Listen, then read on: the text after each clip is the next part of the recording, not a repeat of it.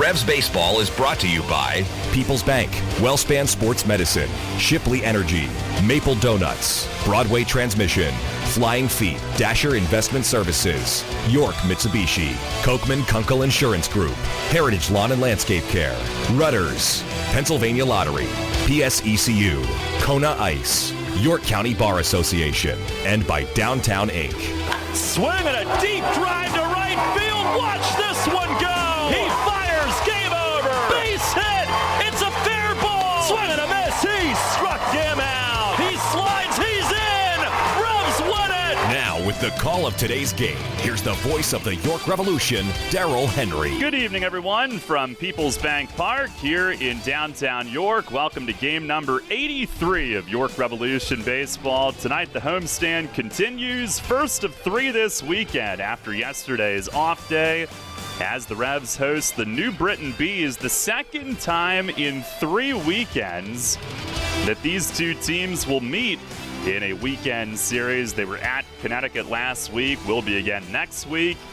But here this weekend, it occurs right here in York. Hi again, everybody. Darrell Henry alongside Brett Petrek. Welcome to Revs Baseball here on a gorgeous Friday evening for it.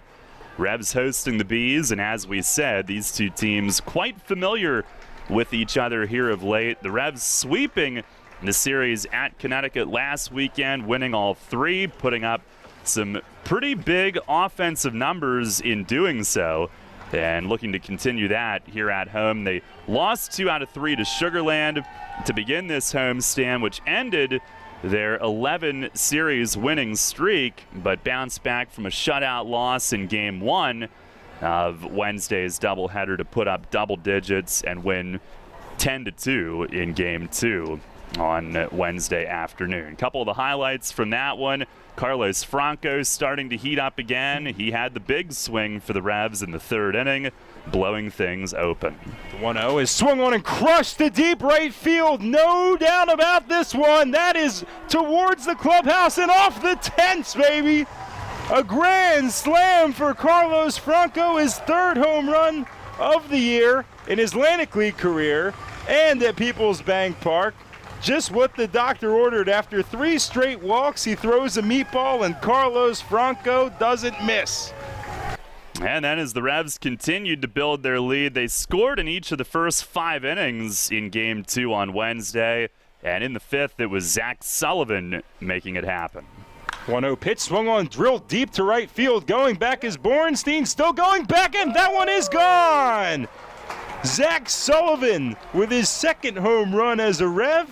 First home run here at People's Bank Park, and the youngster getting it done with the opposite field power, giving the Revs double digits in runs once again. It's 10-2. And the other part of the equation, Duke Von Schaman, 6 innings, 2 unearned runs. He earned the win. Revs got the 10-2 victory to avoid a sweep and did so in convincing fashion. So now 9-4 here in the second half, still a half-game lead. Entering play tonight in the Freedom Division, and that's over Southern Maryland, a 1-game lead, a full 1-game lead over Sugar Land entering play tonight. It will be Corey Walter making the start for the Revs this evening, 4-3 with a 4.81 ERA. Right-hander Akil Morris goes for New Britain. He is 2-1 with an ERA of 4.46. And some big news being made across the league here these last couple of days. Yesterday was the official rollout league-wide of the automated ball strike system to call balls and strikes. We've had some soft launches. We had the All-Star game, some test sessions in-game here at People's Bank Park. But with it becoming official league-wide, and not only that, pretty exciting stuff. The earpiece that Fred DeJesus used at Long Island a couple of nights ago is being sent to the Hall of Fame. Heard some rumblings and have wondered if maybe the first pitch baseball from the All-Star game might be headed there as well. But at any rate, a big time in the Atlantic League. The feedback has actually been very positive. And we will hear from Brian DeBrouwer, who talked about it, one of the umpires, long-standing umpires in the Atlantic League. He talked with our Logan Walsh about the subject at the All-Star game. a couple of weeks back. So we'll have those clips. We've had those on hold for a couple of weeks. That'll be part of our pregame tonight. We'll hear from Mace coming up here shortly as well.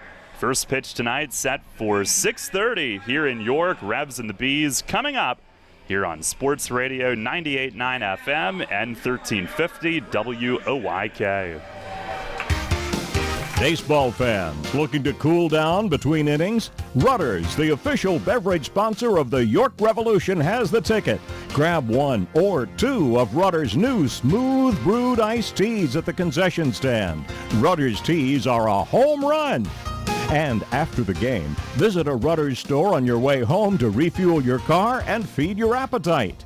Explore our award-winning menu, all cooked fresh. Plus, grab a Rudders Rewards card and become a Rudders VIP. Plus, don't miss the Fuelin' Up Summer Sweepstakes, featuring daily prizes as well as the chance to take home free coffee, free hot dogs, and free fuel for a year.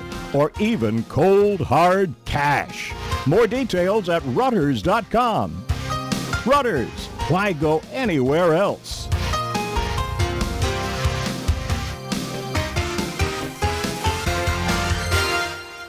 Downtown's ready. Are you? The Revs play here. Sports Radio 98.9 FM and 1350 WOYK, York.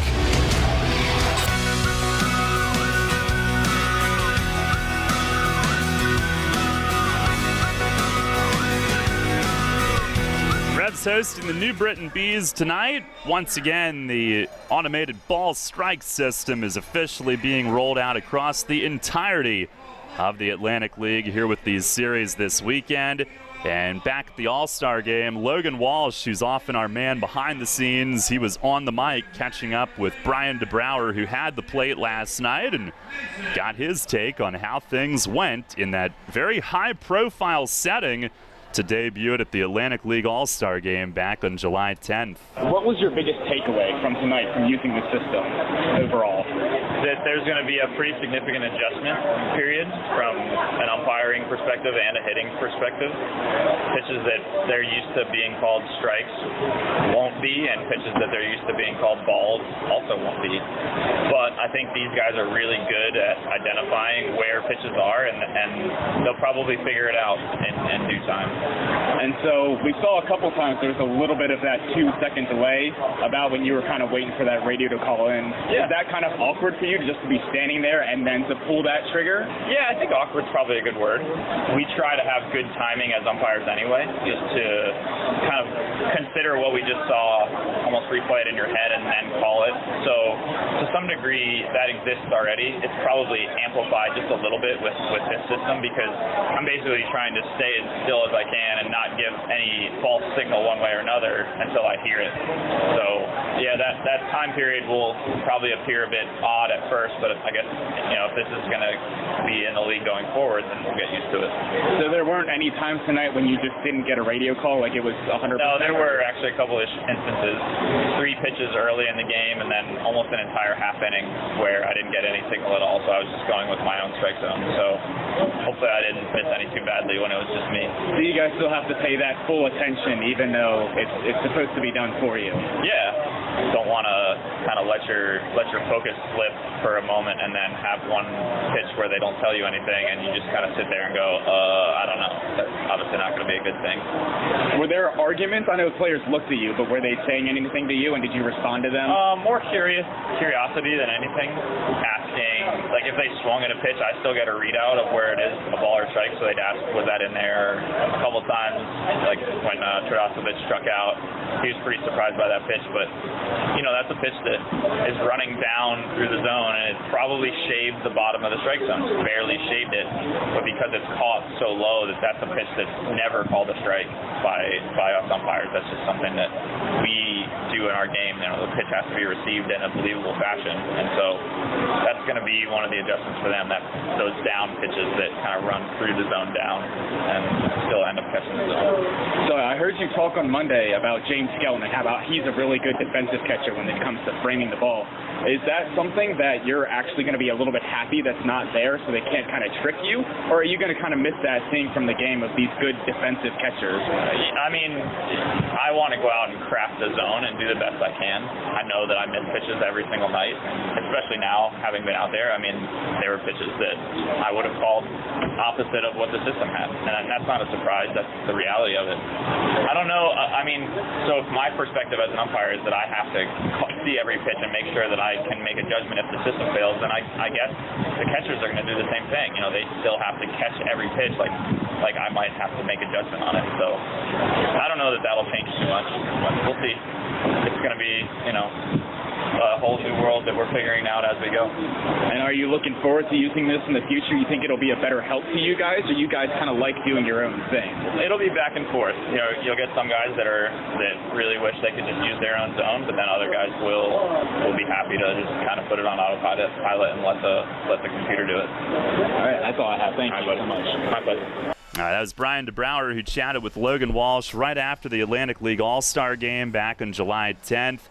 And he was here on that Monday of All-Star Week for a test session as well. Spent a lot of time talking with the media that day. He was asked if he'll be happy to be rid of player-coach arguments on balls and strikes. I don't know if I'd say happy. I like going out there and carving out a strike zone and doing a good job for these guys. But if this is the wave of the future and that's what they want, then I'm happy with that too. And if that means that we don't yell at each other about balls and strikes for a night, then that's fine. But I'm sure they'll find other things to yell at me about. He was also asked if umpires would have to worry about keeping their jobs. No, I think in most professional sports, when you see replay or things like that instituted, it just kind of switches the focus to another aspect of the job, whether it's the rules or situation management, that sort of thing. And he was asked if it would hinder the advancement of younger umpires potentially. Yeah, it certainly will. And if we see this go into affiliated professional baseball, then yes, that'll change a lot for the evaluation of umpires. But again, it'll place the focus in other parts of the game. The ability to handle people in situations, a throwing situation that needs to be dealt with and control of the game needs to be maintained. So just a bit of a change in what you're looking for from a young umpire. And from a fan's perspective, DeBrouwer was asked, will it change how fans view the game? Yeah, and it's hard to say until we really get into using it, but it probably will. I mean, people here at York love yelling at me when they think I missed the pitch, and that part of the game is going to go away a little bit. And then just from the competitive aspect, too. I mean, down there you have James Skelton, who's one of the best catchers in any professional baseball league. He's very good at making pitches that are just off the plate, that are balls looking like strikes. And so if now you can't fool the computer, that kind of takes his skill set away a little bit. A very important question. Will it change batters' expectations at the plate? Yeah, it should. I mean, the hitter's now going to have to get used to what the computer calls versus what the umpire calls. And that will probably be a little bit of a tighter zone, but it'll also probably be a bit taller. There will be more pitches at the top and bottom bounds of the strike zone that are called strikes by the computer than a human umpire. And so, yeah, they won't have to necessarily deal with a pitch that's off the plate as much, but maybe up and down they'll have to figure out how to deal with. And he was asked, who do we argue with? Happy to blame the computer whenever it gives me one, or even maybe not. A lot of people wondering, what is it that he actually hears in the earpiece? We'll get, as soon as the pitch comes in my ear, something that says ball or strike, and then I'm just basically the mouthpiece for that. I make the signal accordingly.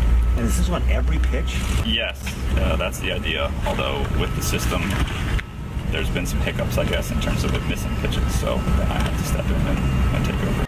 And the big general elephant in the room, he was asked how he feels about automated umpires and if it really is necessary. I think that the times are changing, and it's something that we should probably embrace. If the game and the players want a more consistent strike zone from the computer, then that's what we'll give them. Yeah, it's an interesting question because baseball forever has involved the human element and human error. And so this is going to some degree, remove that. So rather than having a specific umpire strike zone that you're working with, it's just always going to be the computer. And to be honest, the players that are around the professional game these days are so good, they're so specific in what they're looking for, that I think having a more defined strike zone is probably a good thing. I mean, when you have pitchers throwing over 100 miles an hour, it's pretty difficult to deal with pitches that are off the plate. And so if the system can help to eliminate that, then let's do it.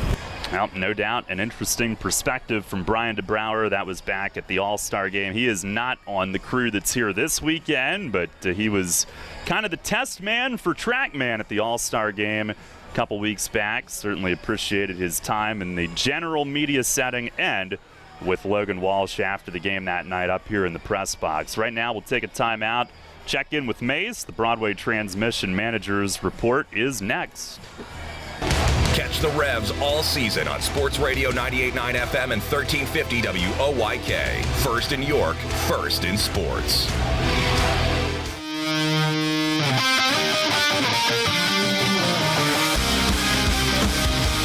Fans, it's time to go inside the clubhouse for the latest on your York Revolution and tonight's matchup. It's time for the Broadway Transmission Manager's Report. Now, here's the manager of the Revs, Mark Mason. All right, Mace. Well, Wednesday, quite the bounce back in Game 2. The doubleheader started, though, after a delay, and you were out there. Was that pretty legit? We had a broken sprinkler head. Was the field pretty soft at that point? Needed some work? It really was, and the kids, they came out. They did a good job, but, it was wet. It had to get turned over, and you had to let the sun get to it, so it took us a little while, but I think we were only an hour behind the start time, but overall, it worked out okay. But yeah, you can't do anything about sprinkler heads when they break. It's constant water, and it was really soft underneath where you could sink in a couple, 3 inches. So we knew we'd have to turn it over. Well, we just got done talking about how, every night could be something different in baseball. On Wednesday, that was the case all in the same day. You go from being shut out in the first game to putting up another 10 spot in the second game. Pretty good bounce back there in about half an hour's time. Really good bounce back. We needed that. We needed to win at least one of those games in that series. The first night, I thought the 4-3 game, we were right there. We had some opportunities. We just, their bullpen is really good. They've improved their bullpen, and their back end guys are really solid. So we weren't able to come through in the in the later innings, but I thought the last game of the series we needed that, because otherwise they pick up 3 games on us in the standings, and winning that game only allowed them to pick up 1. So that was a big game for us. Tremendous job from Duke in that second game on Wednesday as well, and his addition, Walter's addition, going back to May, the turnaround really started in mid-June. But how important were those guys just to bolster the rotation? And obviously Duke is piling up some wins right now. No, I think it's important. I think a lot of the moves that we made have really helped us, and some of these guys they've gotten better, and they've kept working at it, all season. So they're focused, and they're trying to get better every day when they're out here getting their work in. So it's nice to see guys get rewarded when they put the time and the effort in. You had Tejeda recently go on a huge power binge, and I'm not suggesting that we can expect that from anybody necessarily, but if anybody is next in line to do that, might it be Franco? He's hit a couple home runs now, and is he starting to square it up a little bit better? I think so. He always teases me and says, look, I don't have any power, hit me second, hit me first, something like that. But, it's just, I think when you see everybody else hitting the home runs and you're more than capable of putting the ball out of here, out of the ballpark, I think he's starting to swing for it. And when you swing for him, that usually doesn't happen. Tejeda changed his whole approach at the plate. He started thinking about hitting the ball more to right center instead of pulling it so much. And next thing you know, there's like 10 home runs in 11 games or whatever it was. So, it's just sometimes it's just your approach, and the talent will eventually take over. So it would be nice to see Frankie get on a run like Tejeda did, but, right now we'll just take singles and doubles from him and hit 380. That works too. Well, tonight, officially, and we've had it in test mode and soft launches and all that stuff, all-star game, all of the above, but now the entire league, beginning, I guess, last night, we were off, but using the ABS technology, are you a little, I know baseball players are creatures of habit. Are you a little surprised at how favorable the response has been to that part of some of the new initiatives using the technology? Well, I mean, I'm a little bit, I don't want to say surprised. I just think the guys, they're actually trying to figure it out. And I think that's the, the neat thing about it is they're not really complaining about it as much. They're just trying to figure out what would be a strike, what would be a ball. And, I mean, I know they're going to try to adjust that zone a little bit too through the TrackMan, because the high pitch, they just sent an email out last week where they were making an adjustment with that, where the ball had to be under the top line, not touch the top line. So that should bring the high strike down a little bit. But I do think there's going to have to be something done with the bottom of the zone. And talking to umpires believe that it should actually be a little wider on both sides. They think that there are so many pitches that are real competitive pitches that they're balls. They admitted that they would be balls, but you're talking like an inch off the plate, So they think maybe that should be an adjustment. But I mean, if it's a ball, it's a ball. I mean, I guess so. I guess what will happen down the road, pitchers are going to find out exactly, how good they are, because they're going to have to throw the ball over the white of the plate, and and then I guess we'll find out what happens then. All right, Mays, thanks a lot. Good luck tonight. Thank you. Oh, say, can you see by the dawn's early light what so proudly we hailed at the twilight's last gleaming, whose broad stripes and bright stars through the perilous fight o'er the ramparts we watched were so gallantly streaming, and the rockets' red glare, the bombs bursting in air, gave proof through the night that our flag was still there. Oh, say does that star-spangled banner yet wave o'er the land of the free and the home of the brave?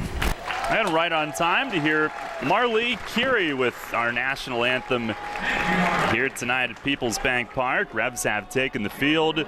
Our lineups tonight brought to you by Flying Feet. For the New Britain Bees, it'll be Darren Ford in left field leading things off. Zach Collier, the center fielder, hits second. BJ Rodemaker in right field will hit third. Jason Rogers is the first baseman batting cleanup. Jonathan Galvez, second base, bats fifth. Mike Karp, the DH, will hit sixth. Logan Moore does the catching and bats seventh. Rando Moreno, shortstop, hitting eighth. Joe Piletsky is at third base, batting ninth. Again, Ford, Collier, Rodemaker, Rogers, Galvez, Karp, Moore, Moreno, and Piletsky, with Bees righty Akil Morris on the mound for them tonight. For the Revs, they will have Justin Trapp in center field leading off. Melky Mesa, left field, bats second. Telvin Nash will DH and hit third. Cleanup man is Isaias Tejeda, who's doing the catching. Carlos Franco at first base hits fifth. Wellington Dotel, right fielder, batting sixth. Henry Castillo at third base will bat seventh. Angeles Nina, second baseman, batting eighth. Ryan Dent at shortstop, bats ninth. And again, it's Trapp, Mesa, Nash, Tejeda, Franco, Dotel, Castillo, Nina, and Dent. They're giving Skelton a night off tonight. Fouled one off his foot the other day, but hopefully get him back in tomorrow night. And that lineup behind Corey Walter, who's 4-3 with a 4.81 ERA, 10 outings, 9 starts. 48 2/3 innings, 66 hits, 21 walks, 17 strikeouts. And facing the Bees for the fourth time in his Revs career. He faced them 6 days ago at New Britain. 6 innings, 6 runs. Wasn't his best, but hung in to get the win, 7-6, and gave them an extra inning in the 6th inning. I wasn't sure if he would or not, but he did. Got the win with that high-powered offense coming from behind. Oh, we have a leadoff man as our K-man tonight, as Darren Ford will get things started. And our Dasher Investment Services first pitch is over for a strike. We are underway, 6:35. Silvio Martinez receiving the instructions from TrackMan tonight. Pitch, it is chopped to short. Dent will charge in. He gloves it, gets rid of it off his right foot, right on the money at first. Ford grounds to short, and that is how our game begins. Well, it's not a strikeout, but that's still fun. A good play for Dent. Ball hit pretty weakly. Ford a good runner, but still had enough time and a strong throw to get him. This is a rematch of Saturday night's 7-6 win at New Britain. Walter was mostly hurt by the bottom of the order that night. Here is Zach Collier. First pitch to the lefty. It is over the outer half. Strike called. Well, good thing is when you play a team twice within 2 weeks, you probably don't see him again for a while, right? Yeah, normally you don't. However, in this case, here's the 0-1. That is down low. We have a return trip to both Somerset and New Britain, almost the same itinerary this coming week. Well, if you're looking for results, they were 6-1 last time they did this, so you have to feel pretty happy to go back there. Here's a swing and a drive, high and deep, straightaway center. Trap is back at the wall, jumps up, it's off the top, it caroms back into straightaway center. It's in play, and Collier around third. It's still coming into short. He's going to score on an inside the park home run. Right off the top of the fence, just right of the batter's eye. Above the LED board, safe was the call from the umpiring crew all the way. And Trapp had gone back to make a leaping effort, and it ricocheted way away from him, back into straightaway center, and Collier with plenty of speed scores the whole way around. Well, that was a shot. Regardless if it hit the top of the wall and bounced back in, I thought that one was a home run. I think Justin Trapp couldn't read the ball after it hit the wall. Well, here's a ball just outside on Rodemaker. Early runs haven't been too problematic for York. They've been so good in the first inning as well as coming back. Now this one is just off the outside corner again, 2-0.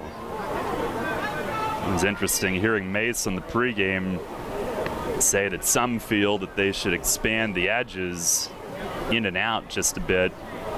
Here's the 2-0, and that one's right down the middle for a strike.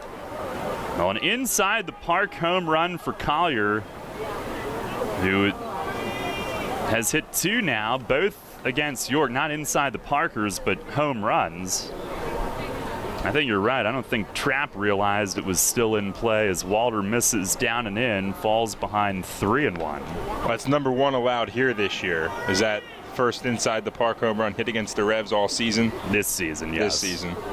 It is the 4th all time. That's hard to believe. I mean, we do play in some relatively smaller ballparks, but being around for this long, just 4. 3-1. It is across for a strike. Yeah, Norm Hutchins did it for the Road Warriors June of 07, a game that was played in Camden about a week, 8 days before this stadium opened. Steve Moss did it for Sugarland at Sugarland in 2012. Here's a swing and a tapper down against the plate, foul back behind Tejeda. And the last time it happened was Delta Cleary Jr., late August 2017 for Long Island at Long Island. It's the first time that an opposing player has done it in this park. The Revs have done it just twice, both here at home. Tim Battle, 2014. Luis Cruz, when a couple of Road Warriors outfielders collided in early May last season. Here's the payoff pitch, and it misses up high. Rodemaker sets down his bat and heads to first. He is among league leaders in walks. That is his 40th. Luis Cruz did a lot for this team, was a great backup catcher in the championship year, but you would figure it had to take something special for him to get the inside the park home run here, huh? Yeah, 2 road warriors laying on the ground next to each other. I remember that day. Was that in the day game? No, I believe that was...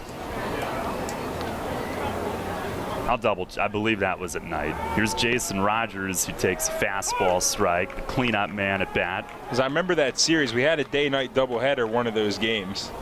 We did. It could have been just another game in that series. That day-nighter was the next day. Okay. This one helped Jay Goss to a 6-0 win. Big boat. Here's the 0-1. Swinging a bouncing ball to third. One high hop. Castillo fires to second. Turn from Nina. Plenty of time. Around the horn. 5-4-3 double play. And that helps Walter through the first inning. But an inside the park home run from Zach Collier opens the scoring. The only hit of the inning. Nobody left. We've played a half. It's the Bees 1 and the Revs coming up. Buying a car is all about value and getting the most bang for your buck. And there's no car on the road today that gives you value like Mitsubishi. It's Doug Sprankle, sales manager at York Mitsubishi. Our prices start thousands below the competition. And then we keep adding on discounts and rebates, like up to $5,000 off the 7-passenger Outlander, 0% financing for 60 months, plus $1,500 back on the Outlander Sport, and 0% financing for 72 months on the Sporty Eclipse Cross. For those who want fuel economy, you can't get better value than Mitsubishi's Go-Kart on steroids, the Mirage, starting at an amazing $12,990. And don't forget our exclusive 10-year, 100,000-mile limited powertrain warranty. How can you go wrong? Before you pull the trigger and shoot yourself in the foot, stop and give York Mitsubishi a look. And remember, credit is never an issue at York Mitsubishi. Get pre-approved at YorkMitsubishi.com now. York Mitsubishi, around the corner of Route 30 and Roosevelt Avenue, where Mitsubishi's always cost less. Want to give your child the best birthday ever without hosting, planning, or cleanup work? Book a York Revolution birthday party at Peoples Bank Park. Parties include 2 hours of all-you-can-eat Kessler's hot dogs and pizza, goodie bags for all guests, and Penn State Children's Hospital playground wristbands. The birthday child gets a custom Revs jersey and throws out a first pitch, and the whole crowd sings Happy Birthday before the party enjoys a customized Revs birthday cake. Birthdays at a Revs game. Best birthday ever. Details at YorkRevolution.com or 717-801-HITS. Cannonball Charlie's ready. Are you? The Revs play here. Sports Radio 98.9 FM and 1350 WOYK, York.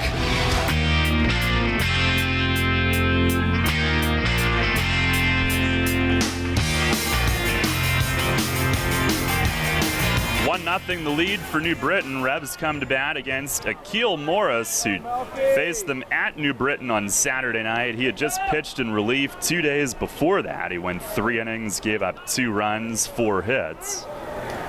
And he will probably try to go deeper than that tonight. Here's Trapp to lead off, and a swing and a towering fly in left. Darren Ford comes in, now backs up, still waiting, and he's got it just in front of where the shadows of the arch nemesis begin. So Trapp trying to attack the first one, but gets under it and flies to left to start things off. Now Morris, an interesting guy, someone that started this year in High Point, now with the Bees. Major league experience, just at 22 years of age with the Mets, and then 2 more with the Braves in Atlanta. Still just 26 years old, so a guy that looking to pitch his way out, see if he can get back. Here's Melky. He takes up and in. Mesa 0 for 8 since coming back, but great to have him back regardless. His 3rd game back. He was red hot before the injury. Swings here, hits one high in the air and right. Rodemaker shading his eyes with the glove, moving toward right center, and he makes the play with the glove right next to his ear. He hardly moved it after using it for sunshade, and that's out number 2. Away our weather tonight, brought to you by Heritage Lawn and Landscape Care.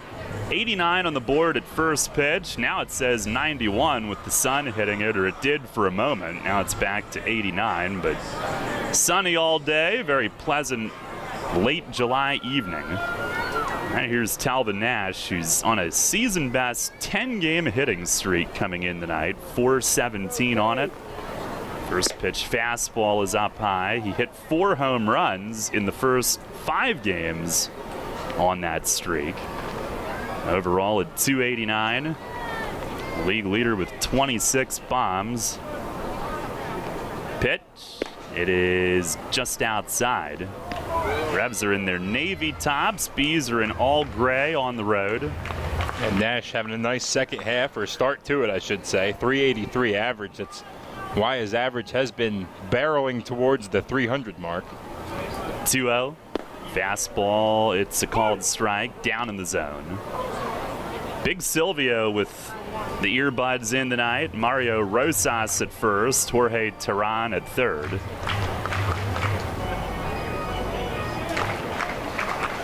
Morris, who goes from the stretch, they're going to set up in. Pitch to Nash is out and very high. 3-1. 1-0, New Britain the lead.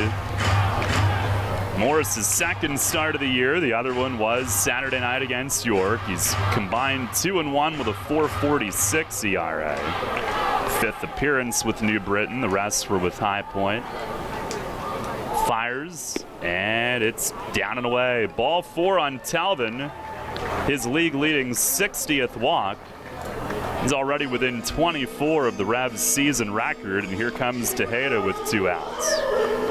Hey, you'll get some work in on that media guide if Nash finishes the year here. I mean, this guy, whether it be home runs, RBIs, walks, OPS, slugging, he's going to have a chance to break a lot of Revs single-season records on top of the franchise records he's already shattered this season. I may need to block off a couple months just to... Just give him a page. The Telvin Nash effect. Here's Tejeda, who's doing some damage himself. First pitch fastball is a called strike on the inner half. Tejeda, he had his 13-game hitting streak snapped in Game 1 Wednesday, but came back to go 3 for 3 in Game 2. So the last 15 games hitting .441. Pitch. Oh, it hits him up near the hand. I hope it got the knob of the bat. And I could see something fly off the side. He stands away from home plate with both hands on his hips. We did have a little beanball going on last weekend at New Britain. And that one was right up near his face when it left the hand. He got his hands up to protect himself. And he grabs his bat, and he has not rubbed a thing. So I'm hoping it hit the knob of the bat. And now Silvio is going to bring the other two umpires together. Mace came out. May want them to ask, did it maybe hit a hand? Or I wonder if they're going to determine if warnings should be issued here. Looks like it is a foul ball. He is going to stay at the plate. Well, that just shows you how well the man's hitting. Tejeda, some guys would try to sell and embellish that caught some part of the body, but he went and picked up the bat, shook his head. He wants to swing. Thank goodness it didn't clip any of the hand or arms, because we've seen that enough this year. More than enough. The way this guy's going, but step back in there now, still a chance to do some damage. Yeah, he just nodded his head like, okay, that's how it's going to be. Pitch to him. He tried to hit it 800 feet. Swings and misses on a high fastball, but we have a lot of weekend left. No runs, no hits, one man left. We'll go to the second inning. It's 1-0 New Britain.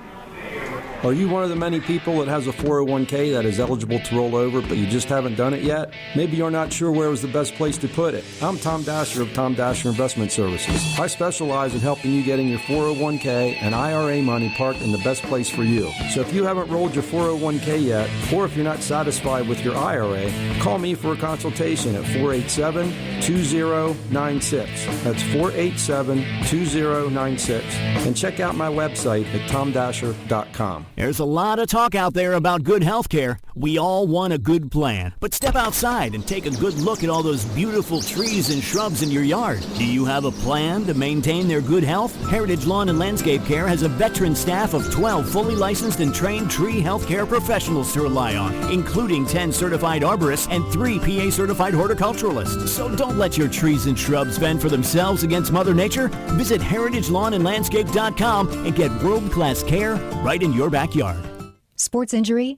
Walk into WellSpan Urgent Orthopedics for immediate care. No appointment is ever needed. Our orthopedic and sports medicine specialists are here to treat you. Visit wellspan.org/urgent orthopedics today for hours at our York and Hanover locations. The York Revolution plays here. Sports Radio 98.9 FM and 1350 WOYK. First in York, first in sports.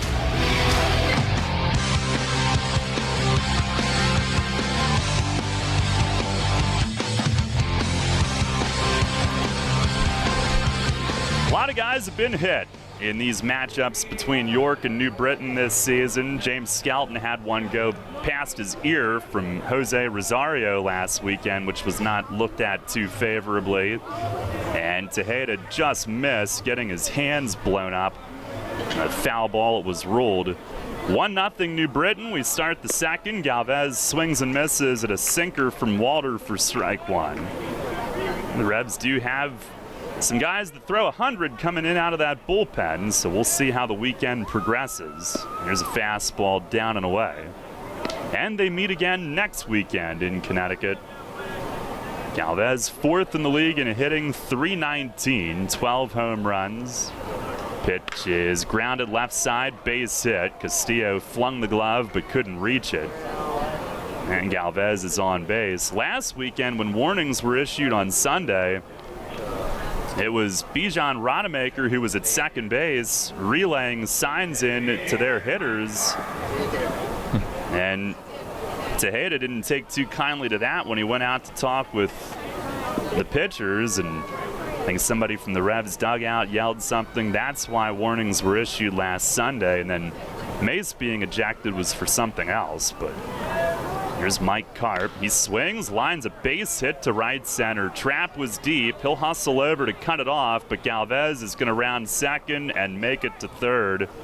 Now the Bees with 3 hits already to this inning, and they're at the corners with nobody out. You got to get something going here for Corey Walter. Strikeout's big, a guy that swings and misses quite often with Logan Moore. Try to get one on the ground. Can't be serving it up, though. This guy we saw in the All-Star game has the power to hit it out to right field here, and I don't want to get beat too badly in a hole to start this one. Logan Moore at bat, Walter the stretch. First offering, it is up high. 2 of Walter's roughest starts came at New Britain. He faced him once at home and pitched pretty well. He had 5 walks, but only allowed 3 hits and went 5 scoreless innings back on June 29th.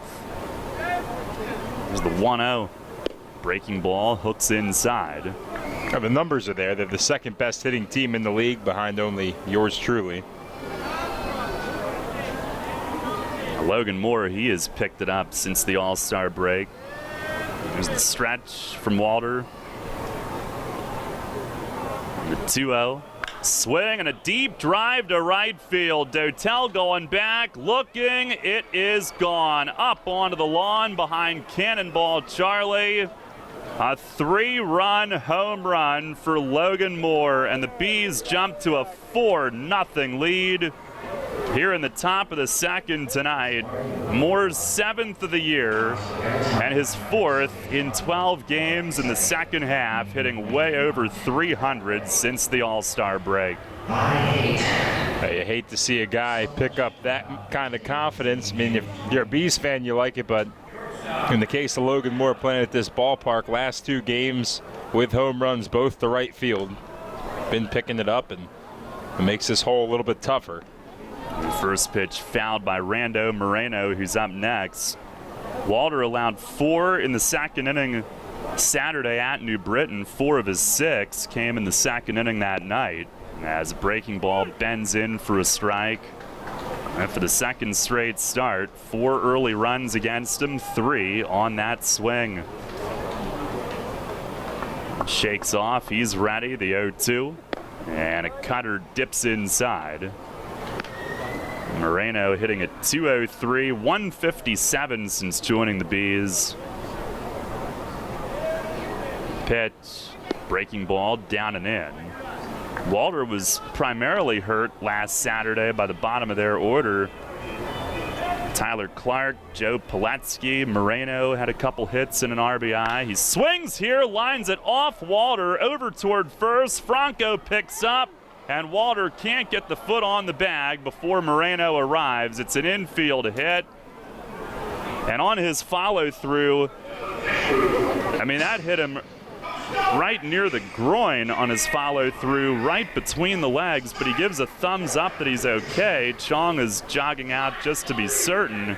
That could have been really bad. Actually, it looks like inside of the left leg, about halfway up from the knee is where he's pointing. So it hit a lot of muscle, but man, adding, not injury, but adding a welt to insult right now, and that shot right back off of him. I can't feel good no matter what. But Mace will come out and check, make sure he's all right. I mean, want to make sure he can go some innings. You don't want your bullpen going this early. You're going to throw a couple warm-ups to be sure about it. James Skelton walking upstairs to get his gear and be ready if somebody needs to throw down in that bullpen. I think if you're Walter, you just focus on the next batter. Try to get some outs here. Your offense has been prolific, not only in the second half, but really in the last 30 games. You're facing a Bees team that's second worst in the league when you look at ERA at almost 5 a game, a guy that hasn't been extended too much, and Morris on the mound, so you could see a lot of pitchers today. Here's Joe Pilecki, 9th hitter. First pitch fastball is a little high. 4 straight hits this inning. Pilecki hitting 200. 13 games played, does have a home run.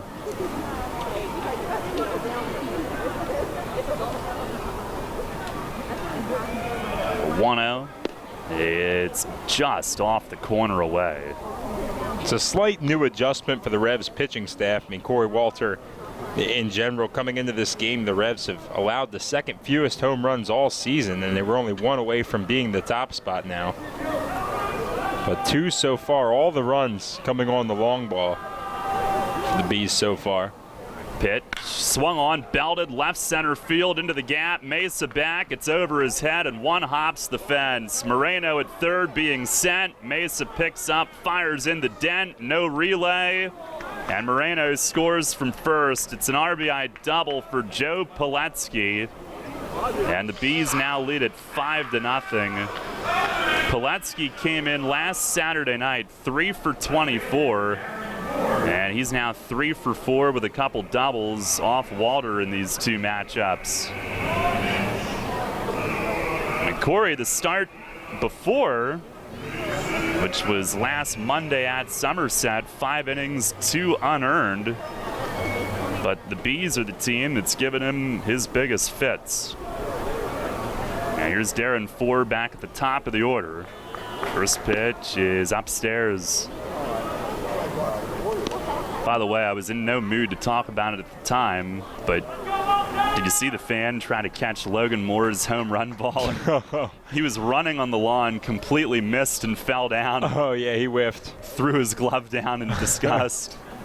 Oh, he hustled, but he read it wrong on a slanted ground. Here's a slider. That's across for a strike. An E8, if you will. Yeah. E10. E10. It's like running up. Remember at Minute Maid Park when it was inverted up there and they had the pole inside? Yeah. The ballpark when the guys would track up the field. Some of the guys could do it really well. Now the 1-1.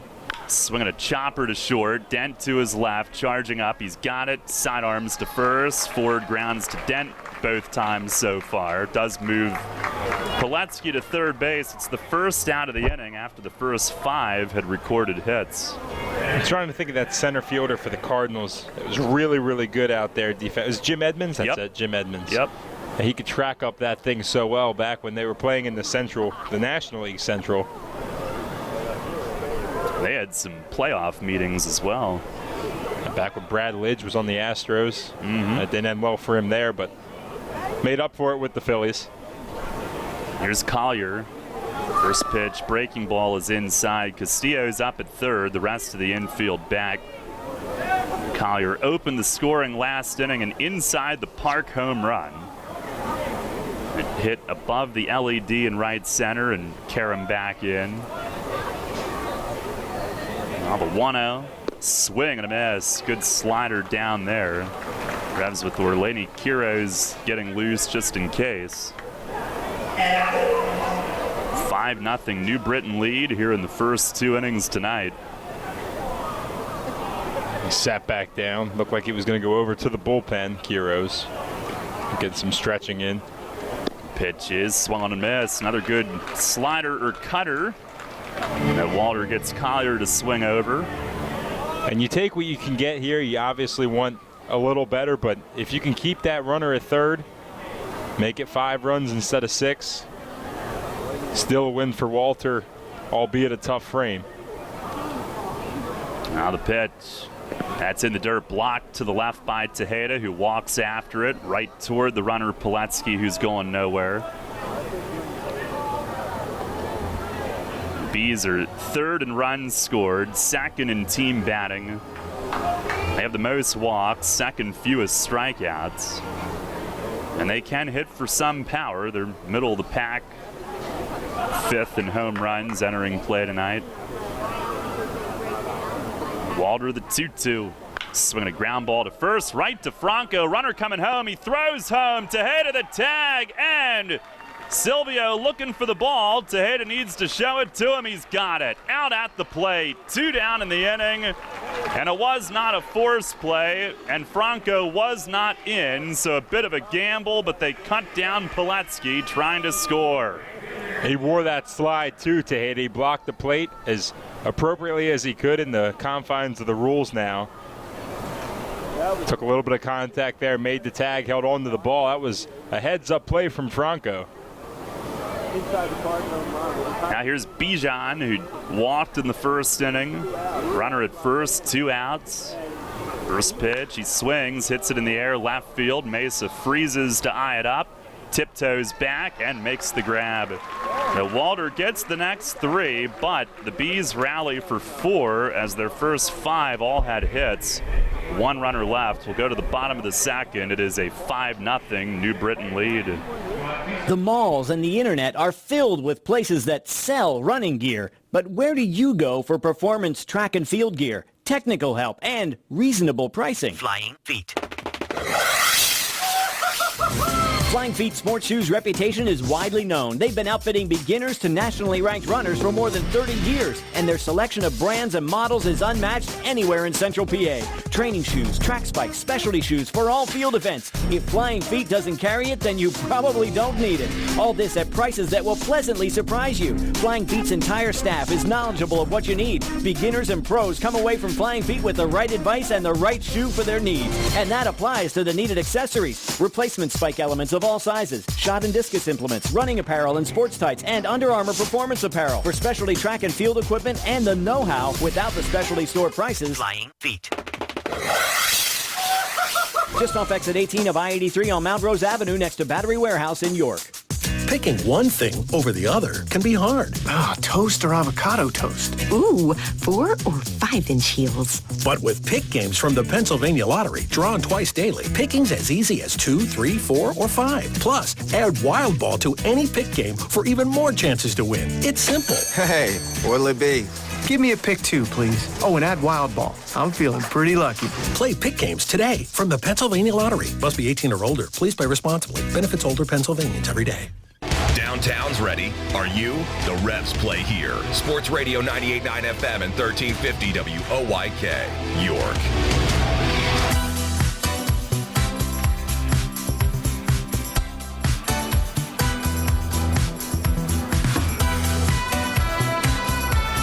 Nothing. New Britain leads it. Biggest comeback in Revs history was against New Britain. It's down 8 back in 2016 here at home. Carlos Franco will lead things off. And Revs' biggest comeback this year was down 5.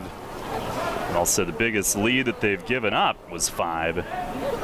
Came back from down 5 June 18th against Sugar Land to win 10-9 in 10. First pitch to Franco is in for a strike. You don't need it all back. You have plenty of time. Just chip away. City of Rome wasn't built overnight. Morris, the 0-1. Fastball in, made Franco move. Carlos hitting .378, 3 home runs, 2 in the last 3 games, including a grand slam. Game 2 Wednesday. Pitch is just outside. It's the Revs' first grand slam since June 18th of last year. And the guy that did that is now in the opposing dugout, Tyler Clark. And a night where he drove in 7 against the Road Warriors. Pitch, that's down low, 3-1 to Franco. Was that same series as the Luis Cruz inside the park home run? No, different moment of greatness. By a catcher. Yeah. Pitch, swing and a fly ball off the end of the bat in center. Collier drifts back. He's there waiting on it. Makes the grab. And 1 away. Morris with 4 outs thus far. 3 have been fly balls. Bring up Wellington Dotel. Dotel 10th in the league in hitting entering the night, .303, 7 homers, 5th in ribbies with 51. Yeah, I love these graphics. There's one for Mardi Gras. Oh, yeah. Great work by our creative department. It is all holidays night at the stadium. First pitch is up high for ball 1. Have you been to New Orleans, Daryl? I have not. Have you been more than once? No, not more than once. I have been there once. Pitch, he swings, skies it foul down the right field side. This is hit a long way, but well foul into the bullpen balcony area. It's a fun place. I'm not sure I'd go after I turn maybe 29 or 30, but it was a blast. Did a lot of karaoke. I don't have a great voice, but sometimes I can fake it. Good culture, I'm sure. Good history. Educational trip. Oh, of course. Pitch, swinging a chopper toward the middle, and the shortstop Moreno calls off Galvez, charges and makes the play. They were both going toward it. Right near the bag at second, the shortstop gobbles it up. 2 down here in the second inning. I ate some alligator. It's kind of cultured, right? A lot of Cajun food. So I got the food part of it in. How was it? I've heard it's a chewy meat. Kind of. Yeah, it's tough. Yeah. I don't know if it's bad, but I would imagine if you get some bad overcooked one, it's like chewing on a car tire. But it was actually pretty good. Here's Henry Castillo. First one in tight, and he has to bail away. That was in near the ribs. Now, the Bees have no problem throwing way inside. We've seen that.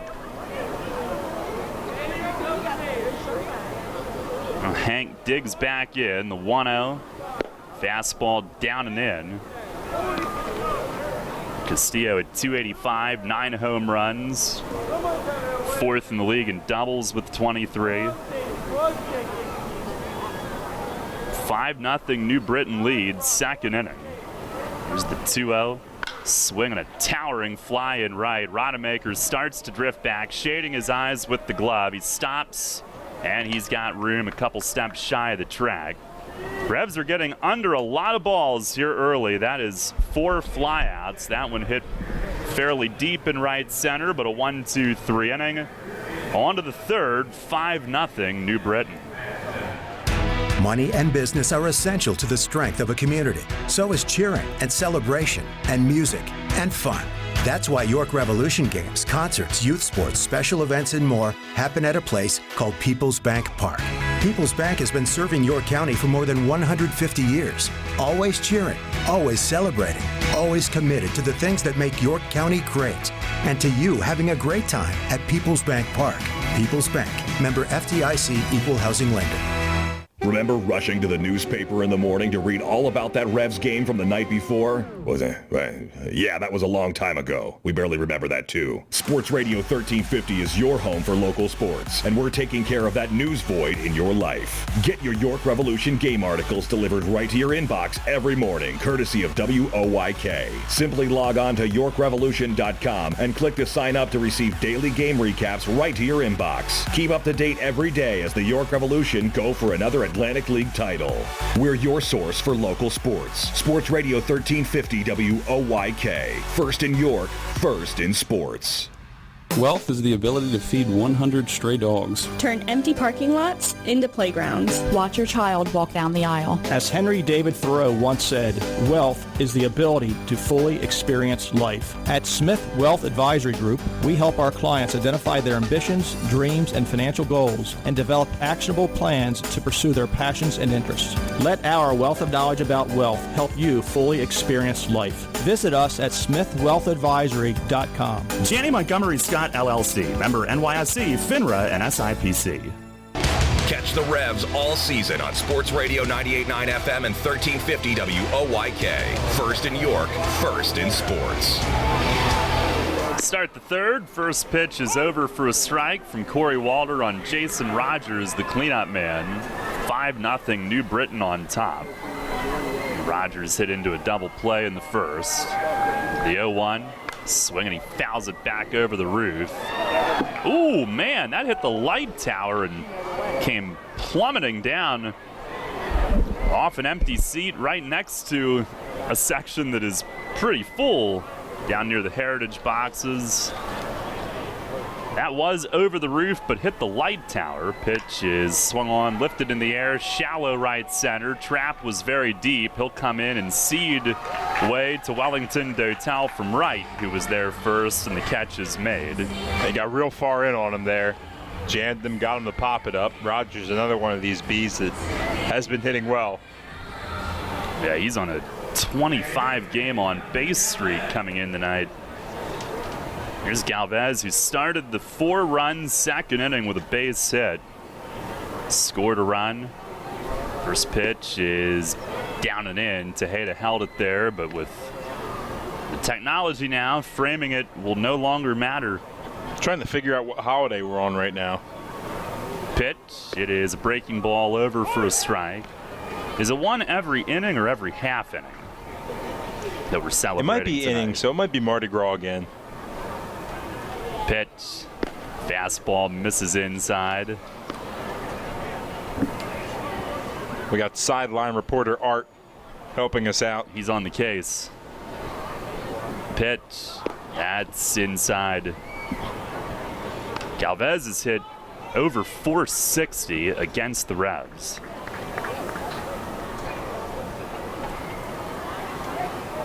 (3-1). Swinging a ground ball left side right through the hole. Base hit. So twice tonight he has hit it on the ground, but both times right between third and short. He's 2 for 2.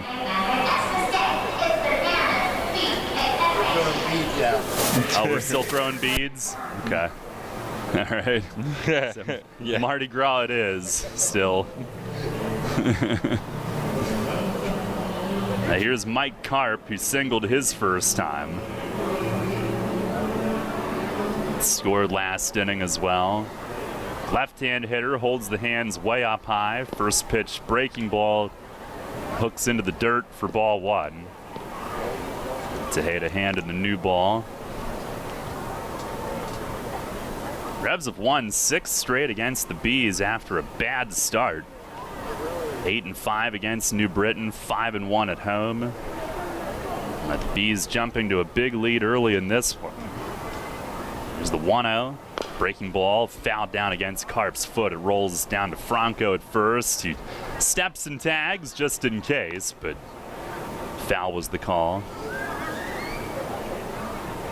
That's a little fun at Galvez's expense, tagging him right in the chest and not letting him get back to first for a moment. Karp in 6 games with New Britain coming in 4 for 12 with a homer. 1-1, that's outside. He had been dealing with a little hammy issue after signing. And he homered in the 7th inning Sunday at New Britain, a 7-inning game due to the heat. And he really took his time around the bases, but they said it was due to the hamstring. He wasn't trying to show anybody up. Pitch from Walter, swinging a ground ball foul over by the first base dugout. 2 balls, 2 strikes.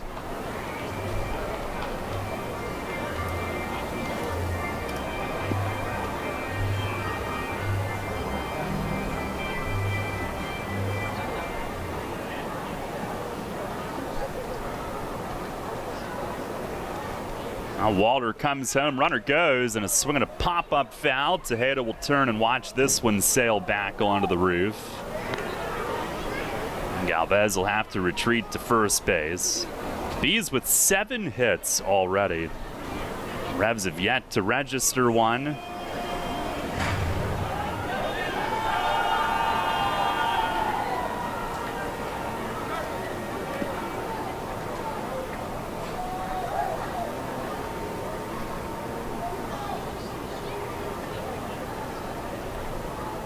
Walter has his sign, ready again. Another 2-2. Swinging a chopper to second. Nina there. Gloves. Tosses to Dent. The turn back to first.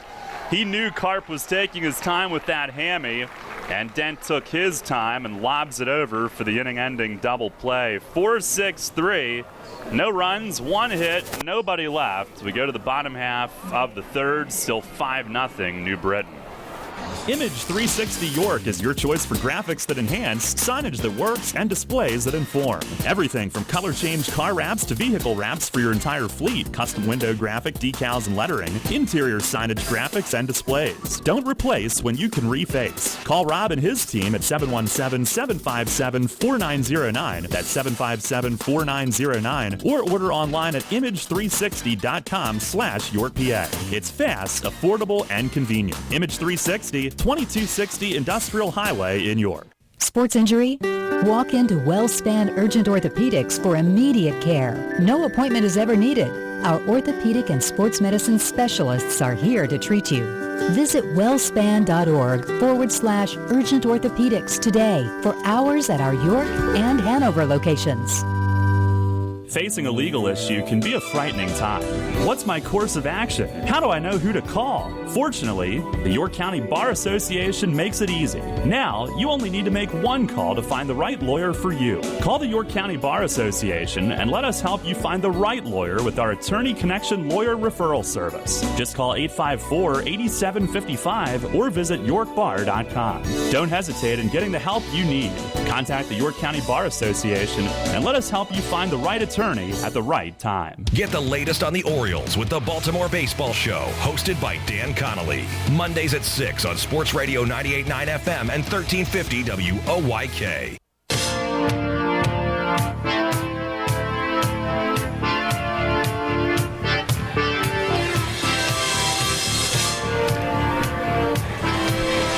Nothing. New Britain the lead. We go to the bottom half of the third inning. Akil Morris, he's retired 6 of the 7 that he's faced. Only base runner coming on a walk in the first inning, Talvin Nash. And 4 of his 6 outs have been fly balls. Just 22 pitches through 2 innings. Done a pretty decent job throughout the year. Serviceable. Not quite sure why High Point cast him adrift as Nina leads things off. First pitch is swung on, popped way up. Shallow right center. Rodemaker from right is in. He is there waiting and makes the grab. Another fly out. And this one comes on 1 pitch.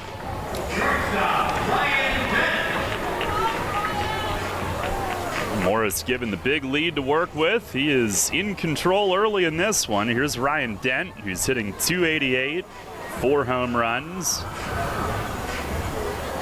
.366 his last 23 games played.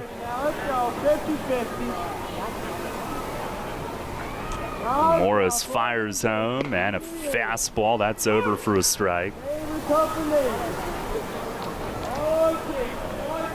Our York Mitsubishi out-of-town scoreboard. Revs a half-game lead on Southern Maryland. Pitch is up, Dent backing out, taking all the way. And that's one of those really high ones that maybe would have been called, but they did adjust the top of the zone. Full ball has to be in it. Pitch to Dent, that's high.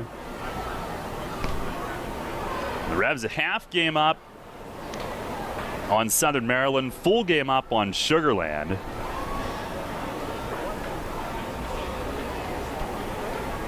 (2-1) fastball, that's down low. Southern Maryland a 1-0 lead at the end of an inning in Lancaster tonight. Tommy Thorpe against Kyle Davies. Sugar Land a 1-0 lead at High Point in the third. Pitch, swinging a drive high and deep, right center field. Collier going back on the track. It is off his glove and down on the warning track. And Dent at second, Rodemaker fumbles it. Dent heading to third, and he slides in, no throw. Ball was crushed way up in the air. And it carries all the way just shy of the LED boards where Collier could not hang on. It's a double for Dent, and then the third base coming on Rodemaker's fumble, which is an error. Got to thank Bijan Rodemaker. We all thought he was going to make the throw in, and this inning's April Fools. He couldn't handle it. Gave us all a little joke. Get the error. I was all planned on before this inning started, getting you all fired up on telling you I was leaving. Here's Justin Trapp, who takes high. I had the whole story concocted in my head. How long did you work on that? About 10 minutes. It's going to broadcast at University of North Carolina at Greensboro. Here's a line drive up the middle, base hit for Justin Trapp, and the Revs are on the board. Dent comes in to score, and it's a 5-1 game here in the third inning. He hung that one, and Trapp right on it, rips it right past the mound.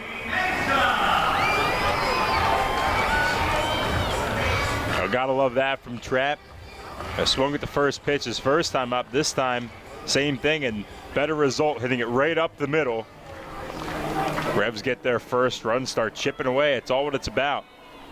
Still just one out. Melky Mesa, who's extremely eager to get that first hit since coming off the shelf. First one is down low for a strike. He laughed at that.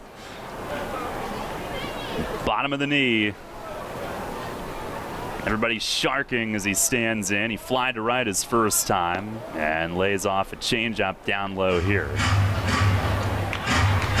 You have any other surprises planned for me tonight? I guess they wouldn't be surprises. No.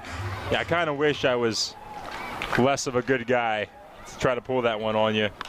Here's a swing and a pop-up at short. Moreno backing out. Arms outstretched and shallow left. He squeezes. That is out number 2. Obviously, I don't want to learn from anyone else, but there'd be a large part of you that missed me, too, if that happened to be true. No doubt. What sport were you going to broadcast? Basketball, of course. Yeah. And then I couldn't think of a baseball team. I feel like an Atlantic League team would be too obvious if it was High Point or something like that. So I Googled colleges in North Carolina because there's part of you that would believe that. And that would be Greensboro. Here's Talvin, who walked his first time. Runner goes. It's down low. The throw to second. Trapp. The slide out is the call. And Galvez, the second baseman, had to come up with his glove on the bounce from the throw. Everybody in the park thought that allowed Trapp's foot to clearly get in, but Jorge Teran calls him out, and the inning is over. Just the second time all year, Trapp's been thrown out in 13 tries. Revs do score a run on 2 hits, 1 error, nobody left. We go to the fourth. Brett with the play-by-play. Revs trail 5-1. Will I have saved enough for college by the time she gets her driver's license? How can I ensure beautiful music is always made on the symphony stage? When I retire, can I take that vacation I always dreamed about? When life's persistent questions have you seeking answers, turn to Smith Wealth Advisory Group. Let our wealth of knowledge about wealth help turn life's questions into financial plans of action and memorable outcomes. Smith Wealth Advisory Group, answering life's most persistent questions. Visit us at smithwealthadvisory.com. Janney Montgomery Scott LLC, member NYSE, FINRA, and SIPC. Your next haircut now has a shortcut. Introducing the Sport Clips Haircuts app. That's right, now the cut you want is just a tap away. Just download the app, check in at your neighborhood Sport Clips, and choose your Guy Smart stylist, and you're done. We'll text you when your stylist is almost ready. Then head to Sport Clips for a championship haircut experience. It's home field advantage for your hair. No appointment needed. Just download the Sport Clips app and check in. And don't forget a beard trim. Sport Clips. You choose the cut, we cut the weight.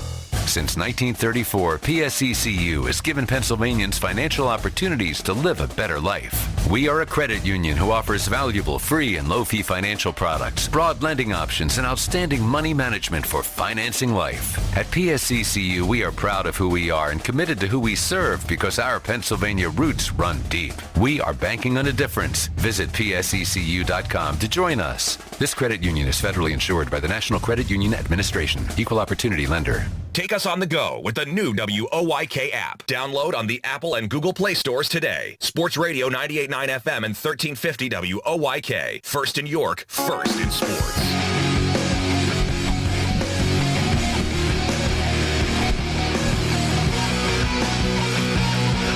Head to the top of the fourth inning here at Peoples Bank Park. First pitch from Corey Walter is in there on the outside part of the plate for strike one.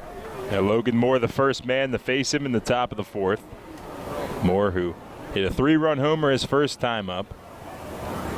Off to an impressive start to the second half. The 0-1 is low, evening things up at 1-1. Revs down 5-1, did tack on one last inning. Break up the shutout.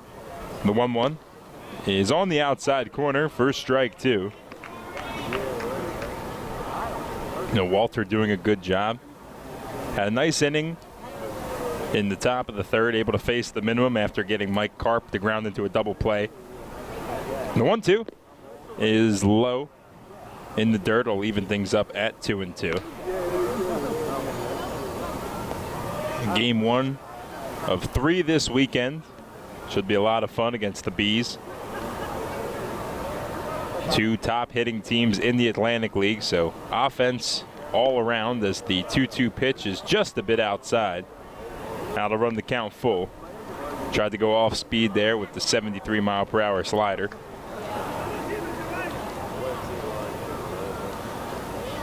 Now count full. The payoff pitch to Moore, swung on, hit right back up the middle. That'll be a base hit.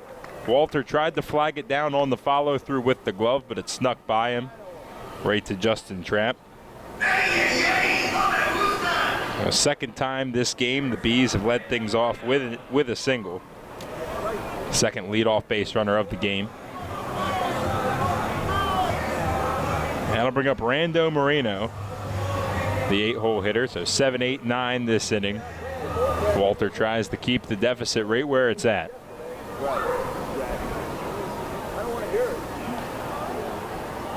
The first pitch is swung on and ripped right up the middle again. That's a base hit. So back-to-back singles for the Bees. That's hit number 9 for them already.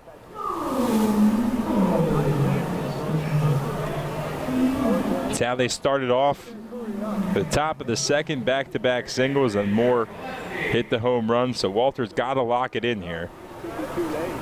Guys had good numbers against every team but New Britain.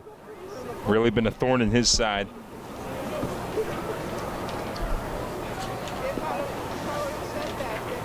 Nine-hole hitter Joe Pilecki coming to the plate.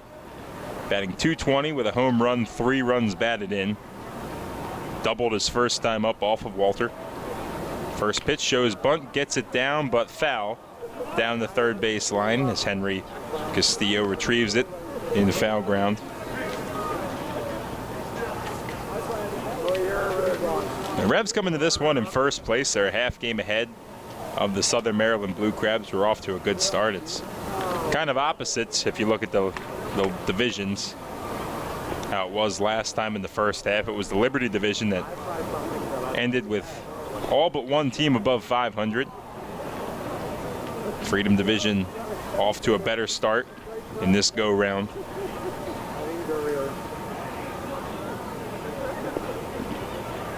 The 0-1, Pilecki shows bunt again and gets it down foul. And now you remember with the new rules instituted in the partnership with Major League Baseball, you do get 1 foul bunt with 2 strikes. So Pilecki can square here, try to get it down, and if he bunts it foul, he's still alive.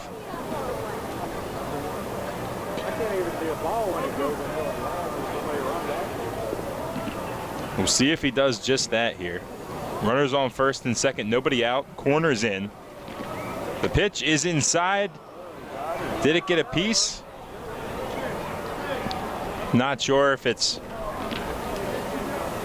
what it's going to be ruled here. I think he squared around, so it's a foul ball.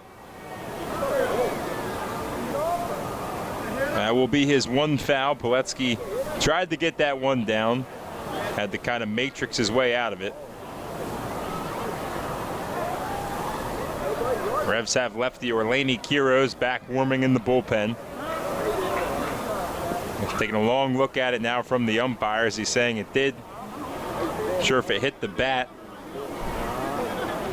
But arguments coming from the Bees dugout. Pilecki will stand back in. He's got 2 strikes, count 0-2. Walter looking for a big out, number 1, with runners on first and second. Corners stay in just in case. The pitch is swung on, fouled straight back to the screen. So we'll do it again.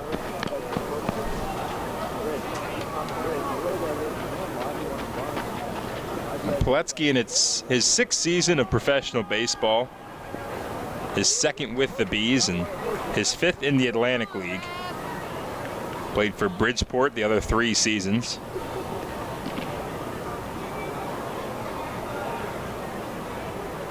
The 0-2 is high for ball 1.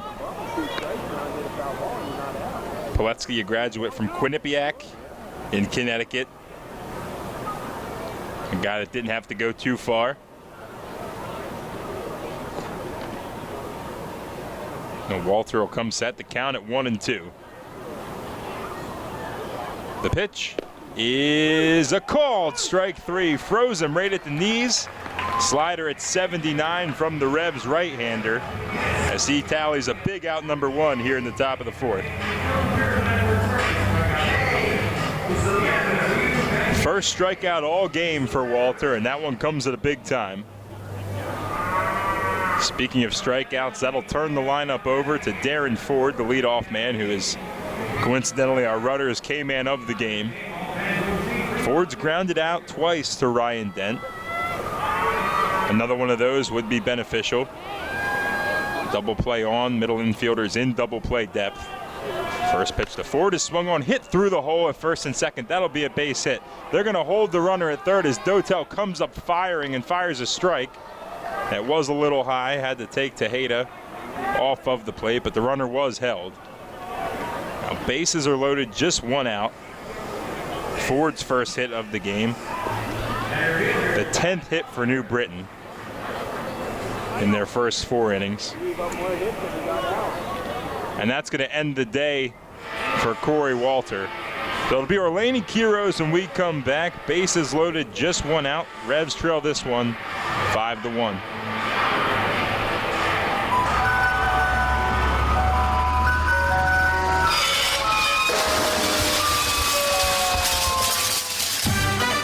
Tired of hearing that music? Especially when you already have that same ice cream in your freezer. Try something new and amazing with Tropical Shaved Ice. On Monday morning after the big company event, do you want the buzz down the hall to be, how awesome was this year's company picnic? Then crush boredom and bring on Kona Ice with over 32,000 flavor combinations. This is not your typical lackluster snow cone. Their flavors are bold and delicious. Fuzzy Navel, Margarita, Blue Hawaiian. Kona Ice is dairy-free, gluten-free, and they even offer flavors that are sugar and dye-free. No party is too big or too small. They can serve up to 1,000 people per hour. They have party packages starting as low as $100. To add more excitement to your next event, find them online.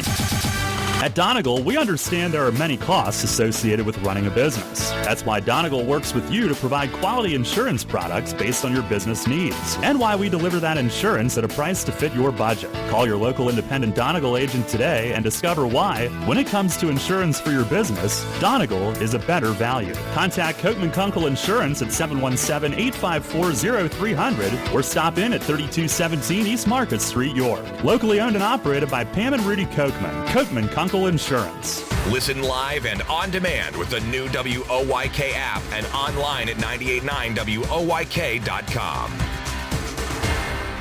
This is Hall of Fame third baseman Brooks Robinson. You're listening to York Revolution Baseball on Sports Radio 98.9 FM and 1350 WOYK. First in York, first in sports.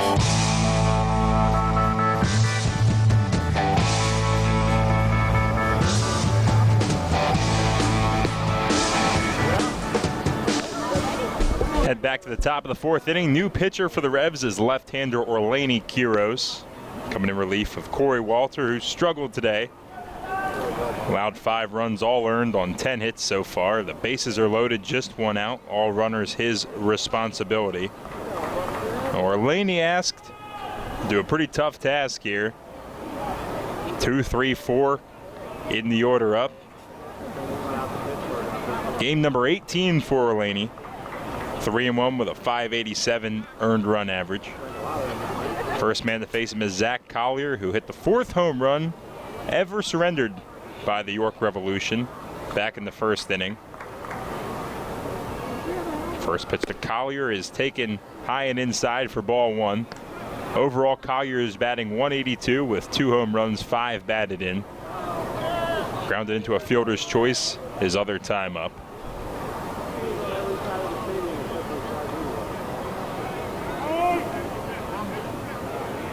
He calls time. It's Logan Moore over on third. Rando Moreno stands on second. And Darren Ford stands off first. All have hit singles. The 1-0 is swung on and chopped. Weekly foul down the first baseline. Carlos Franco over to retrieve it.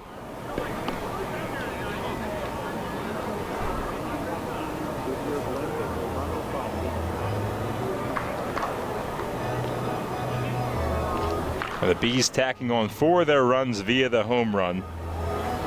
The other one off an RBI double from Joe Pilecki. Now, all the RBIs coming on extra base hits, but they have slapped a ton of singles so far as well. Count 1-1. Quiros looks in. Now take some time, try to wipe some sweat off his hands, get a good grip on the ball.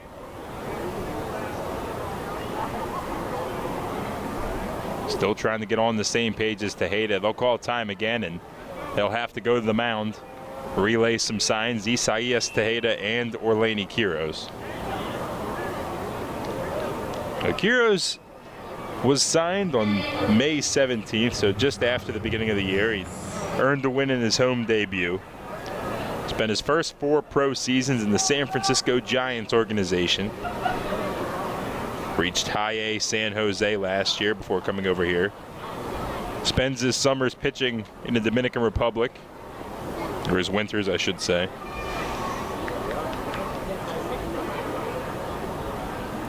A count at 1-1. The pitch from Quiros is on the outside corner for strike 2. Nice pitch there at 92. Had him staring at it.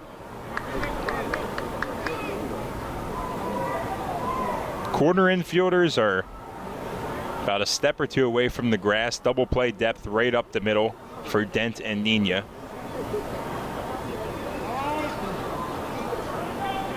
Quiros steps off.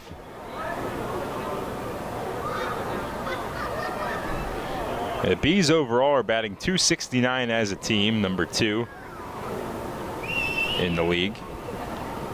Behind the Revs, they come in batting an even .300. The 1-2 is outside. It'll get away from Tejeda, and that will score a run. A wild pitch for Quiros, and not only that, but Zach Collier takes advantage of the new rule, and he steals first on the play, so the bases will remain loaded. Oh, it's a steal of first for Zach Collier. Wild pitch charge to Orlani Quiros that will move this lead to 6-1 in favor of the Bees. The second player to steal first here at Peoples Bank Park, Hector Gomez being the first of High Point. But Collier wasted no time, was behind in the count, and saw an advantage and took it. And that is one of the new rules. First pitch to Bijan Rodemaker is low for ball 1. This charge is a fielder's choice if you're scoring the game with us. That is an offer for his average.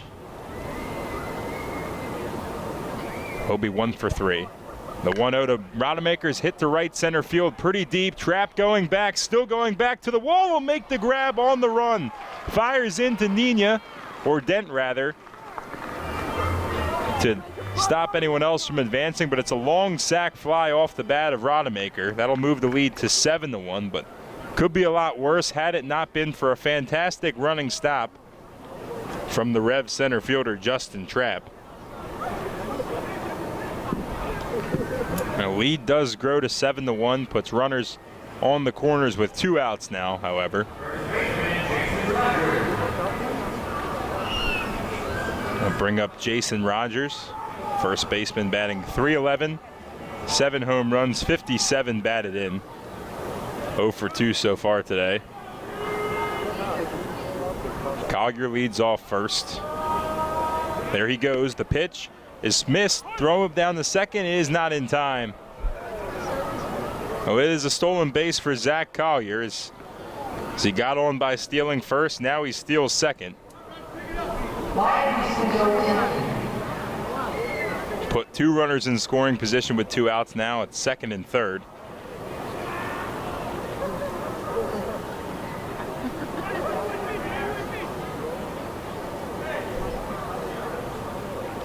The 0-1 is outside.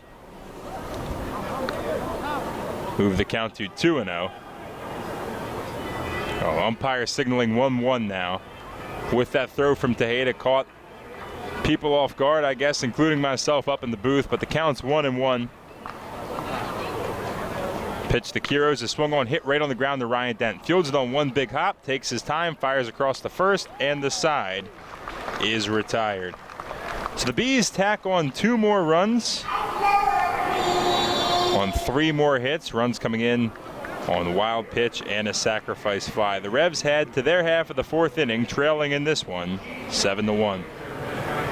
Looking for a drool-worthy auto loan? Hello, I'm Sue DiStefano, President CEO of First Capital Federal Credit Union. Give Fido the ride of his life in a new car, truck, or SUV. With an interest rate as low as 3.49% APR and flexible terms, we can make it happen. Speak with a loan officer today or apply online at firstcapitalfcu.com. First Capital, putting you and your county first for 65 years. Federally insured by NCUA. First Capital Federal Credit Union. Shipley Energy is more than just an energy company. We're a family tradition. Our goal is to provide outstanding customer service and to make energy easy for you. From heating oil and propane to natural gas and electricity, our team can help. We also offer HVAC services, installation, maintenance, and service plans to keep your home safe and comfortable. In addition, our team can improve the quality of water in your home. To learn more, visit shipleyenergy.com or call 855-5-SHIPLEY. We make energy easy. You trust AAA to work at every mile. But AAA doesn't just cover your car. They can also cover your home. AAA Home Insurance protects every square foot. And when you add AAA Home Insurance to AAA Auto Insurance, you get more protection and more savings. Insurance that's not just insurance. Talk to your local AAA insurance agent today or visit AAA.com to learn more about AAA Home Insurance. New FM signal, new website. Get features, live broadcasts, and on-demand game broadcasts and shows online at 989WOYK.com.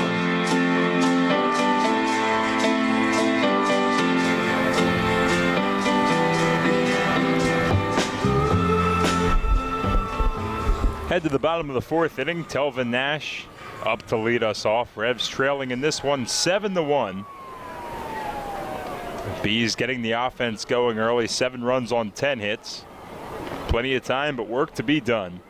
First pitch from McKeel Morris is inside for ball 1. Nash batting .289 on the year, 26 home runs. That leads the league. 62 RBIs leads the league as well. The 1-0 is high and outside. Nash works ahead 2-0. He walked his first time up, so Morris has been cautious to him all day.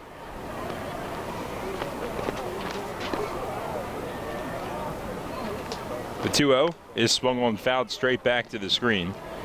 Count goes to 2-1. And Nash doubled in both games of the doubleheader on Wednesday. Was 1 for 3 in game 1, 2 for 3 in game 2 against Sugar Land. Currently on a 10-game hitting streak. The 2-1 is high for ball 3.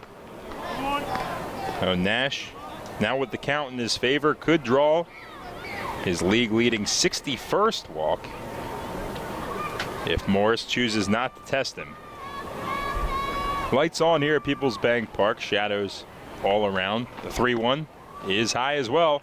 So Nash will indeed walk for the second time today. 61st time of the 2019 season for the big man.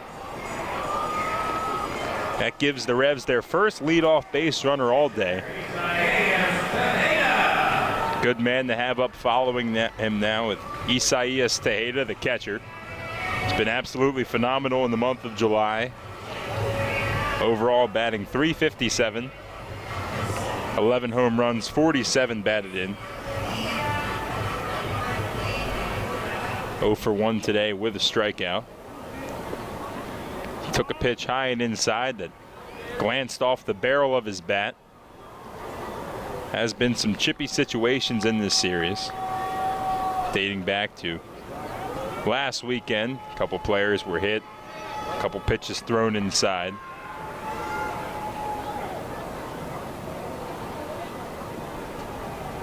The 1-0 from Morris is on the up top part of the plate. Slider getting over at 77 miles per hour. That'll run the count to 1-1. The pitch swung on, fouled back over the skybox level in the 1741 club. Now, Tejeda batting .451 in the second half. He also came in batting .451 in July. Kind of a funny fact. Different number of games played, but has hit the same tremendous amount as the 1-2 is outside and high. Drive the count to 2-2.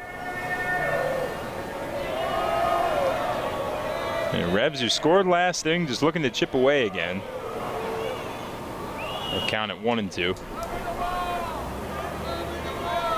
The pitch is swung on and crushed deep to left field. If it's fair, it's gone. It's hooking. Fair!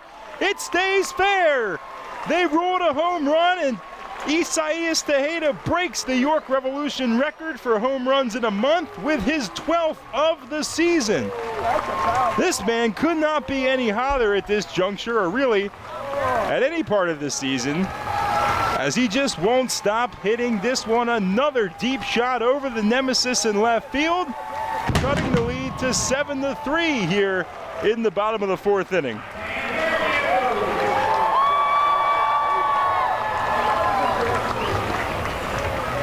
Isaias Tejeda, the guy just won't stop. Points to the fans, who he has told us multiple times are the best in this league. He loves playing here. It's why he keeps coming back, and they're happy to have him no matter what happens. As Franco hits one on the ground the first, Rogers off the base, backhands it, and flips the first for out number 1.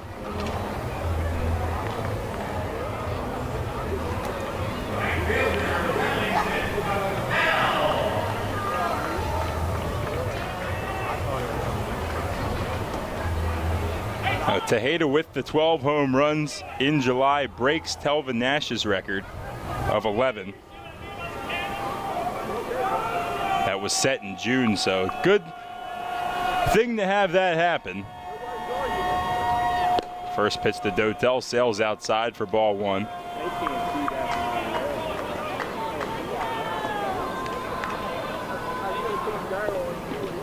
And Tejeda having himself really just a banner month, even defensively, as Dotel fires one foul down the first baseline, but sharp line drive, everyone seems to be okay. Could not be more fun to watch. Just what the Revs needed to. The Bees able to put up 2 in their half of the fourth. A big response there from Tay. Dotel batting .302, 7 home runs, 51 runs batted in. Takes the 1-1 pitch outside for ball 2.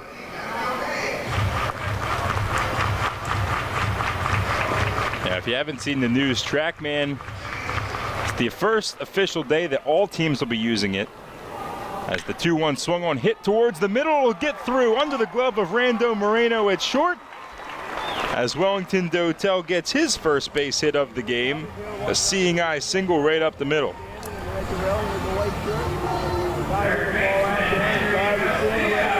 That'll bring up Henry Castillo. Castillo flew out to deep right his first time up, so let's keep the offense going here. They're squaring balls up from Morris. It seemed to be that they were getting under it just a little bit to start things their first time around, but different approach. Tejeda with the home run. First pitch to Hank is way outside for ball 1.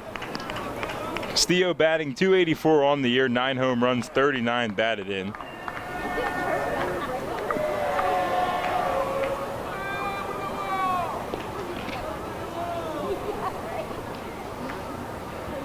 The 1-0 is swung on and popped foul. That'll even things up at 1-1.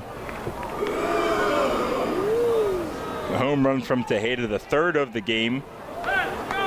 So far, the Bees getting the first 2, but a perfect time for York to get there first.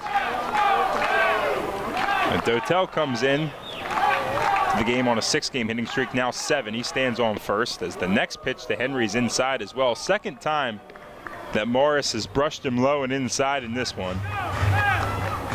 Moves the count to 2-1. And Castillo was 1 for 3 in game 2 of the doubleheader. He also walked. Atlantic League All-Star this year.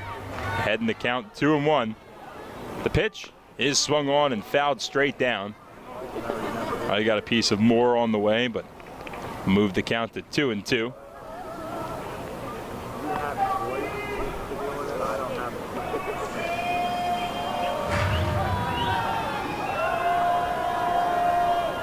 On top of the home run, Tejeda's hit safely in 15 of his last 16 games, too. I'll throw more stats about him, but they're all deserved. The 2-2 is swung on and hit down the right field line. That'll get down. It'll roll to the wall. Dotel will go from first to third. He'll be held there. It's a double for Henry Castillo, putting runners on second and third with just 1 out.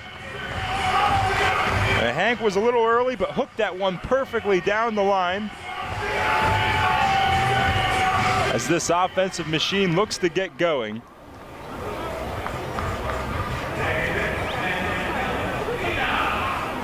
That'll bring up Angelis Nina. Nina also having a good July, batting .354. He's also been efficient with scoring runners at third, less than 2 outs, I should say. He's got a lot of sac flies on the year. Batting .283 overall. First pitch from Morris is taken right down the middle for strike 1. But these are the kind of games you're going to get with York and New Britain. These offenses able to explode at any time as the 0-1 sails outside to even things up at 1-1. These guys can really swing it. No action in the Bees bullpen yet, so it'll be Morris to at least finish things out here as the next pitch is low for ball 2. 91-mile-per-hour fastball that misses the zone, so Nina in control at 2-1. Nina getting a lot of time at second base, played both games in the doubleheader. On Wednesday, 1 for 3 in game 1, 2 for 3 in game 2, 0 for 1 today. The 2-1 is swung on and hit right at the second baseman Galvez. That'll score a run, though, as Nina records the RBI on the ground out. Oh, he gets the job done, putting the ball on the right side of the infield. As the Revs cut the lead to just 3, they trail 7-4.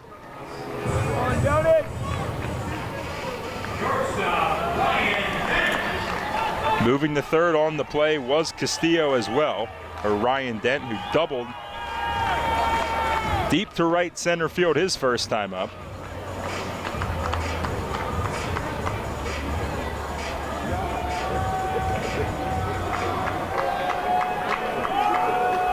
The Revs with 3 already in the inning, looking for more.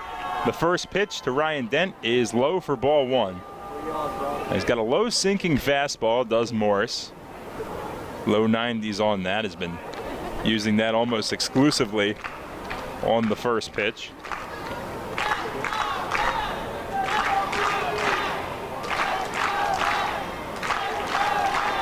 The 1-0 to Dent is swung on and missed, broke out the curveball at 77, good velocity change, had him out in front of it. Dent overall batting .292 with 4 home runs on the season.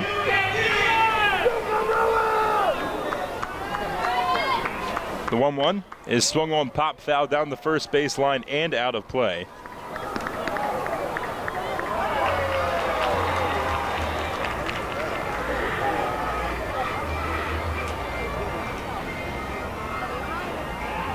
Count it 1-2, 2 outs here in the bottom of the fourth. The 1-2 is outside. That'll even things up. So 2s are wild, 2 balls, 2 strikes, 2 outs. Henry Castillo stands at third base.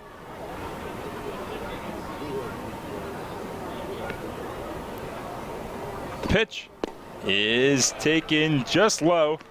Out to run the count full. Justin Trapp waiting on deck. Revs had Phil Walby warming up. He seems to be done, so he could be the man for the top of the fifth.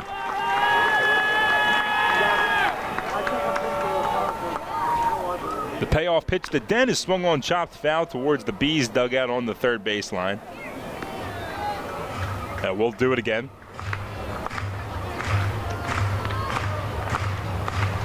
It's about 8 o'clock here, 87 degrees. Another perfect day. Started out a little hot, but cooled down nicely. The 3-2 is high for ball 4. Ryan Dent works a walk, keeps the inning alive for Justin Trapp. Puts runners on the corners, still with 2 outs.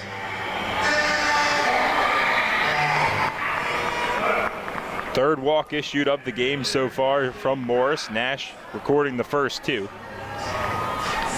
A Trapp up in a big spot. He singled his last time up, and would love to get another one of those right here.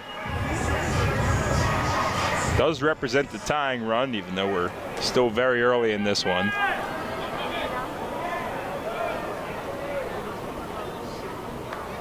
First pitch from Morris is swung on, popped foul up over the skybox level for strike 1.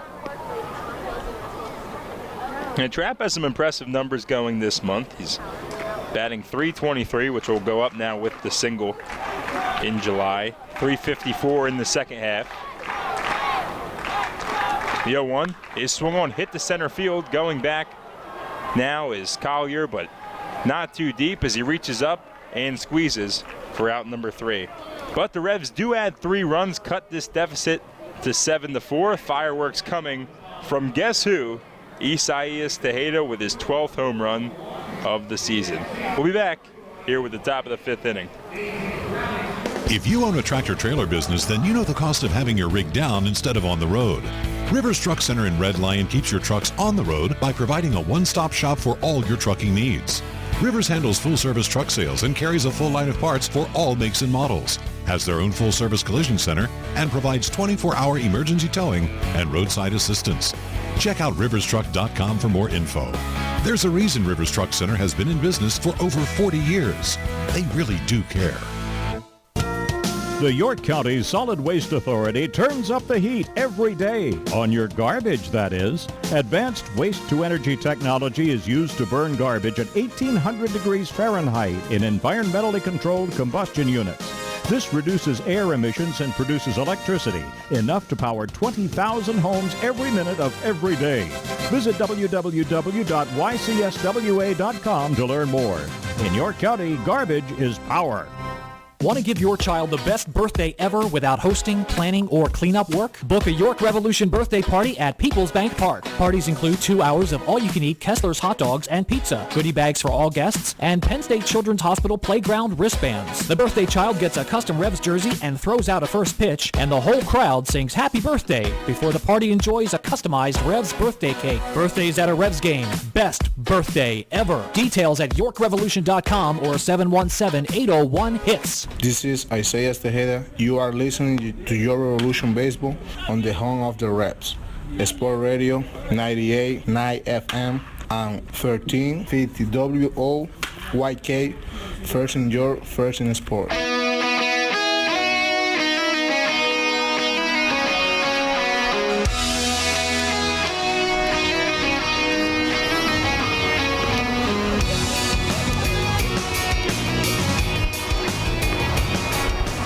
Inside People's Bank Park here as we head to the top of the 5th inning. New pitcher for York will be right-hander Philip Walby. Walby coming in relief of Orlani Quiroz, who allowed 2 in relief of Corey Walters, started this thing off. Walby in game number 13 on the season. First man he'll face is Jonathan Galvez, the second baseman. He's 2 for 2 today with 2 singles right in the exact same spot through the hole at short and third. First pitch from Walby is taken right down the middle for strike 1. And with that, very happy to bring on my guest in this segment, Toys for Tots past chairman Dave Brady, who I work with closely in my sales job here. Really happy to have you here. Hopefully everything has been great for you so far. We're thrilled to be here. We had an opportunity to talk to a lot of folks about what Toys for Tots does and how they can help families here in York County. That's great, Dave, as the next pitch is low for ball 1. And understand you're a season ticket holder, so this stadium, no stranger for you to be here. No, I do a senior Silver Slugger package. There you go. And a lot of fun. We've been doing that. I think since the stadium's been here about since 2007. So it's a lot of fun. It's the 1-1 pitch, swung on and missed. Went with the change up there at 81. They talk about Toys for Tots, and it's fitting all holidays day, Christmas in July, and for what you guys do. Probably a lot more calm around this time than in December, huh? Yes, it is, but it's still busy for us. I have a pickup on Sunday. Girl had a birthday party, and she's asking folks to bring toys that she's going to donate to Toys for Tots, so that's fabulous. That's fantastic. Count it 2-2 now after the next pitch from Walby skips in the dirt. How old? She's going to be 7, I believe. See, it's a great thing. Stories like that warm the heart when you do something for a cause a little bit bigger. Obviously, as a kid, I probably wanted all those toys to myself. The 2-2 from Walby is inside and hits Jonathan Galvez right on the back. Not too pleased as he steps away and thinks about slamming the bat, but just flicks it. Gives a little look back at Walby. That cannot feel good. Walk it out. Walk it off. Rub some dirt in it. Yeah. My goodness, a fastball got him in the back. So another leadoff base runner for the Bees. Revs looking to keep them quiet in this inning as they got their offense going, put up 3 in the bottom of the 4th. Well, folks are going to be hearing more from us about 3 months from now when we start putting our collection boxes out in businesses, supermarkets, department stores, shopping centers all over York County, and they'll be all over the country too. I know you guys do a fantastic job, so see this pitch from Walby. The first to Mike Karp is taken somewhere, I guess, for a ball. Real close as Walby smiled, thought he got that one. So how long have you personally been with the organization? I've been involved about 10 years, but the organization itself goes all the way back to 1947. It started with a Marine Corps Reserve unit in California, and the next year expanded nationwide. And since 1985, they've had a foundation that's headquartered in Virginia, and they brought on board organizations like ours. They call them local community organizations. Most of them operated by Marine veterans like myself and many of our volunteers, although we have some volunteers that are not veterans, but there are over 800 of them. As the 1-0 pitch is slapped in the right field, that'll be a base hit, the 11th so far for the Bees. Second straight inning they've gotten runners on first and second with no one out to start things. There are over 800 local community organizations across the country, and although we center here in York, there are ones in Gettysburg, Lancaster, Carlisle, Harrisburg. Harrisburg is operated by the Marine Reserve unit up there, and they have some local veterans organizations assisting them with their responsibilities. You can never go too far, especially during the Christmas season, without seeing one of your boxes located. And you know, for our fans listening, it's pretty much everywhere, right? As far as local businesses in York, where do you guys? We try to get out as many as 400 boxes just around York County. This first pitch from Walby to Logan Moore swung on and missed. Took a huge hack, but came up empty on the changeup. And if you don't take the opportunity to buy a toy to drop in one of our boxes, we do take cash donations and we convert them to toys. And you can do that either through a check, send it to our post office box, or you can make a donation online. We have we have an online presence. We also have Facebook, and you can find us on Twitter too. And you run the social media as Logan Moore fouls the next pitch off, falls behind 0-2? We have someone a bit more adept at doing that than myself.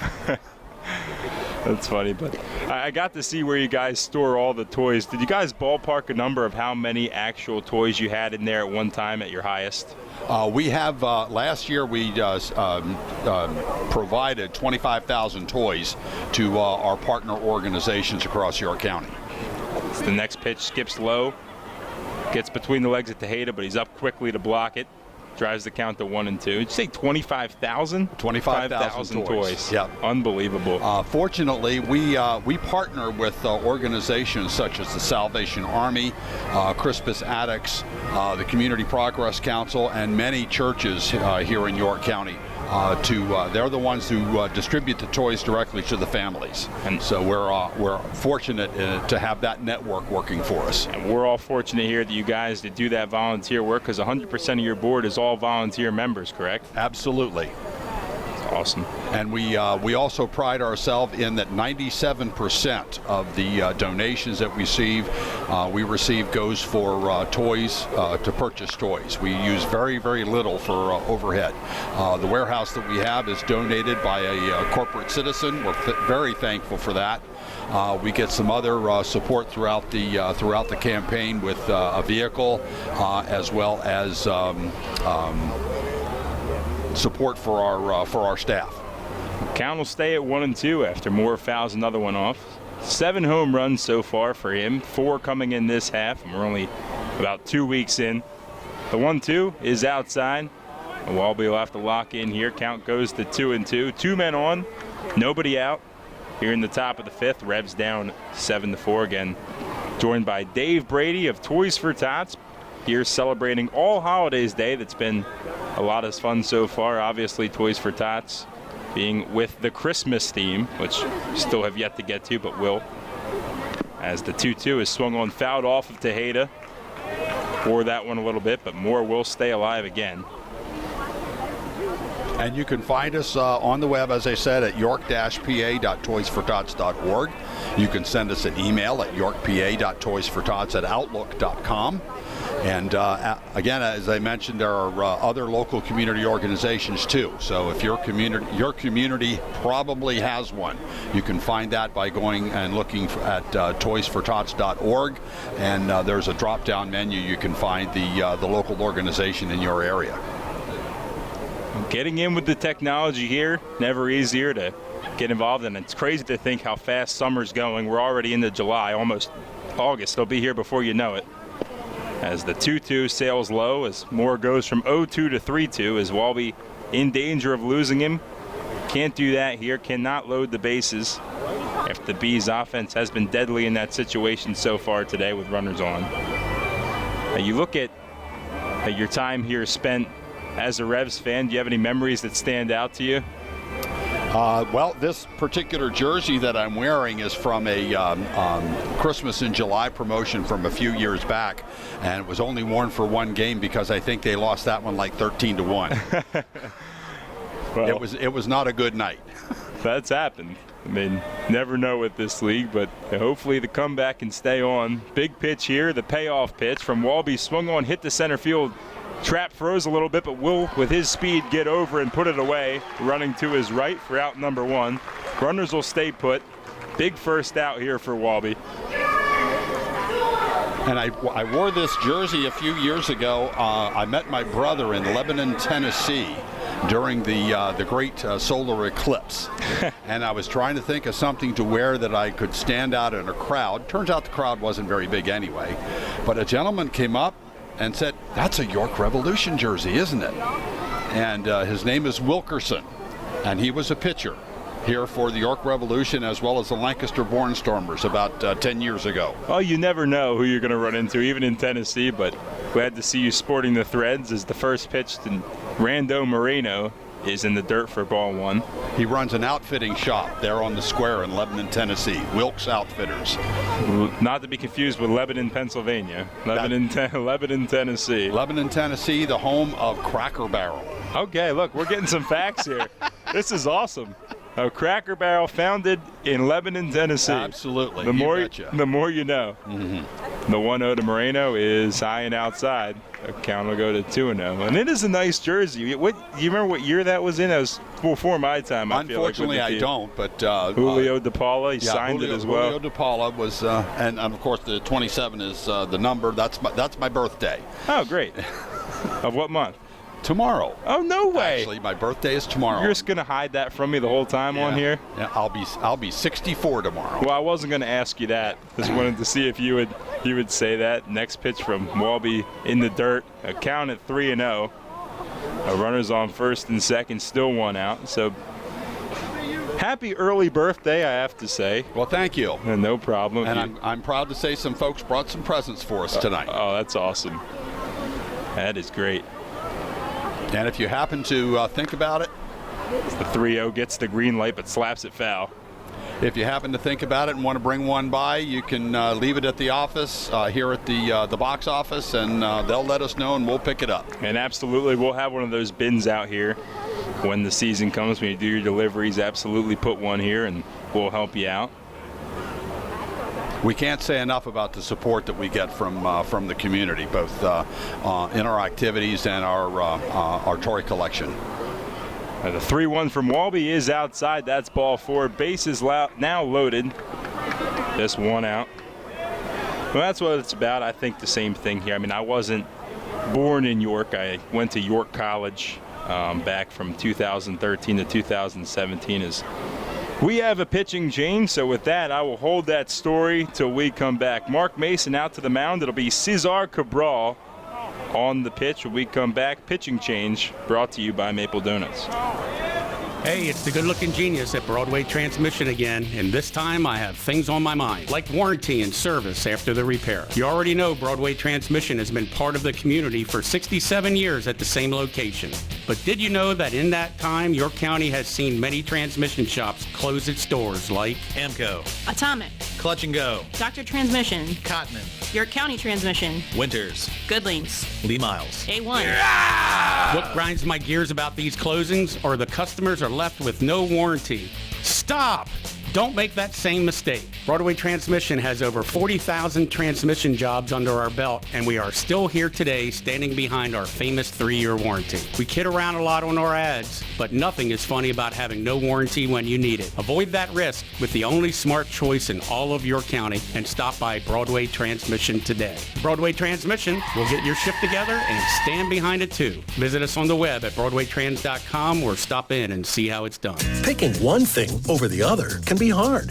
Toast or avocado toast. Ooh, 4 or 5-inch heels. But with pick games from the Pennsylvania Lottery, drawn twice daily, picking's as easy as 2, 3, 4, or 5. Plus, add Wild Ball to any pick game for even more chances to win. It's simple. Hey, what'll it be? Give me a pick 2, please. Oh, and add Wild Ball. I'm feeling pretty lucky. Play pick games today from the Pennsylvania Lottery. Must be 18 or older. Please play responsibly. Benefits older Pennsylvanians every day. This is Jamison McGrain. You're listening to York Revolution Baseball on the home of the Revs, Sports Radio 98.9 FM, 1350 WOYK. First in York, first in sports.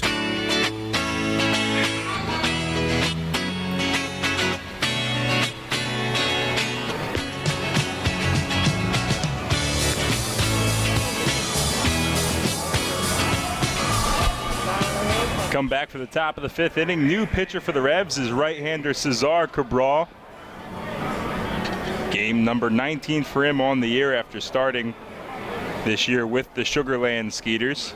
Game number 7 in a York Revolution uniform. Lefty, I should say. I'll correct myself. Cesar Cabral. First man will face with the bases loaded and just 1 out is third baseman Joe Pilecki. Revs trail 7-4, looking to cut off any more bleeding. First pitch to Pilecki is taken on the inside corner for strike 1. Happy to bring back Dave Brady again with Toys for Tots on for this segment. Had some conversation, so Are you from York originally, Dave? Grew up in Hanover, so yes, York County. Grew up here, spent some time in the Marine Corps, and then came back, attended York College. As the 0-1 pitch is swung on and missed, Cabral throwing strikes early out of the pen, gets ahead 0-2. And then spent 20 years as a broadcast journalist at radio stations around the town. No way. Yes. Okay. I did. So a media guy? Yep. I did 3 years, almost 4 years here at WOYK many years ago. Wow. And you're going to keep all this from me. It's your birthday tomorrow. You used to work for the station. You're just going to keep hiding all these facts. The 0-2 swung on, slapped on the ground to second. Could be two. Nina to Dent. Back to first. Yes. Yes. It's an inning-ending double play induced by Cesar Cabral. He comes in, stops the bleeding, and keeps the inning scoreless. We'll head to the bottom of the fifth. Revs trail 7-5. Hey, Revs fans, as if being a season ticket holder wasn't already awesome enough, did you know that another perk of being a season ticket holder is you get a VIP restaurant card good for deals and discounts at 6 participating restaurants? The VIP restaurant card is good at these restaurants: Venice Pizza and Restaurant, 15% off order for dine-in or takeout. Revival Social Club, 1 free dessert per person per ticket per visit. Fuddruckers, 15% off total purchase. Viet Thai, 10% off your order. Friendlies, 20% off your order. And Iron Horse York, 10% off your entire meal on home game days and $5 off entrees on non-home game days. Lock in your 2019 Revs season ticket plan today. Call 717-801-HITS or visit YorkRevolution.com. Great baseball, great fun, and a VIP restaurant card? Now that's Revs time. When you work with an independent insurance agent, you put the power of choice to work for you. Independent agents know several companies and their coverages, which means more options. And because companies like Donegal Insurance Group use the independent agent system, you not only get quality insurance, you also save money. The independent insurance agent system. Discover the power of choice. Contact Kochman Kunkel Insurance at 717-854-0300 or stop in at 3217 East Market Street, York. Locally owned and operated by Pam and Rudy Kochman. Kochman Kunkel Insurance. This is JP Sportman. You're listening to York Revolution Baseball on the home of the Revs. Sports Radio 98.9 FM and 1350 WOYK. First in York, first in sports.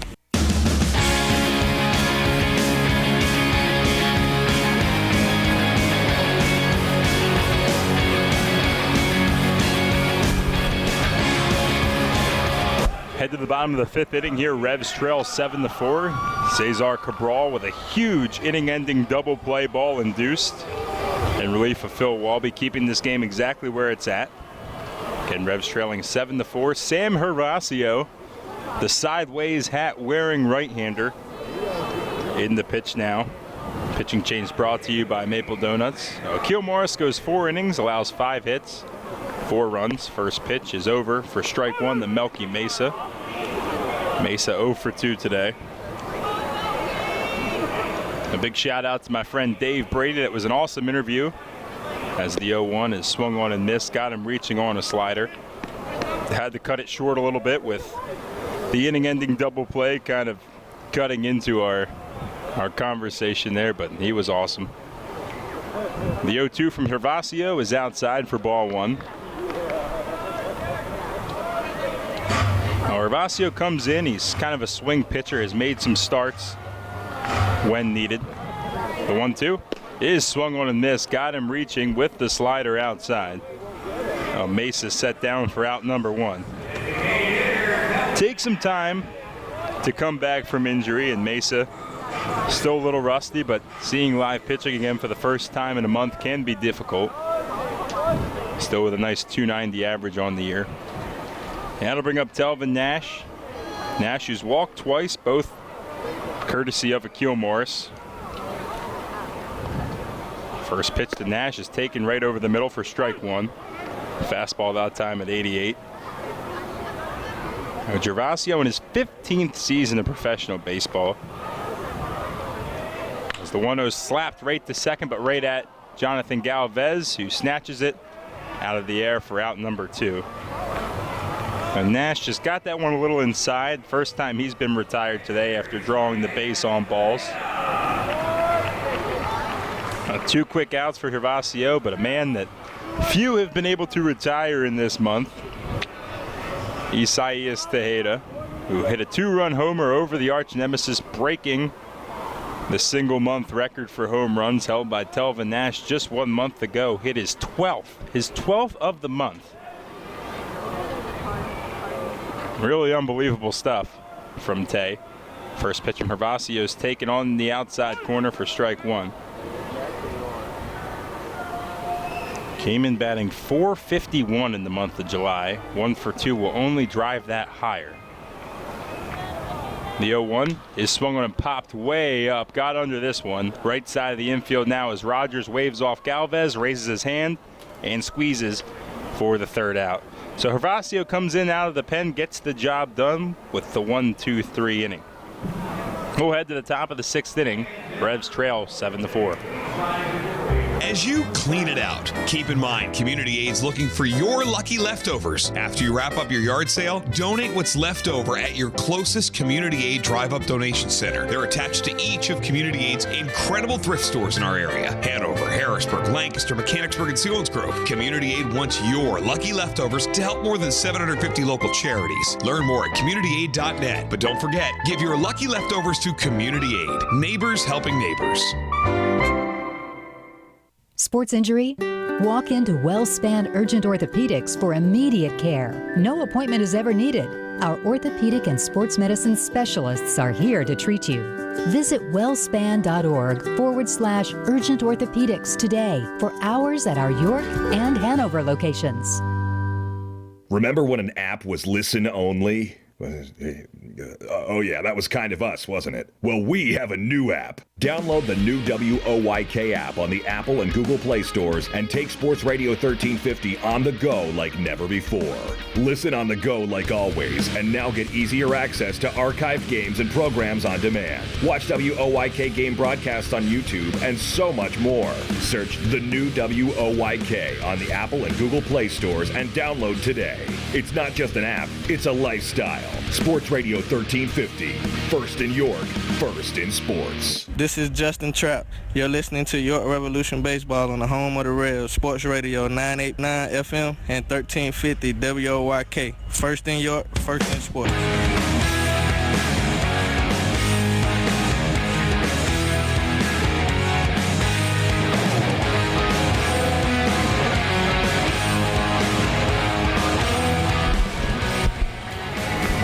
Head to the top of the 6th inning after getting the inning-ending double play ball his last time out. Cabral will stay in to pitch the 6th.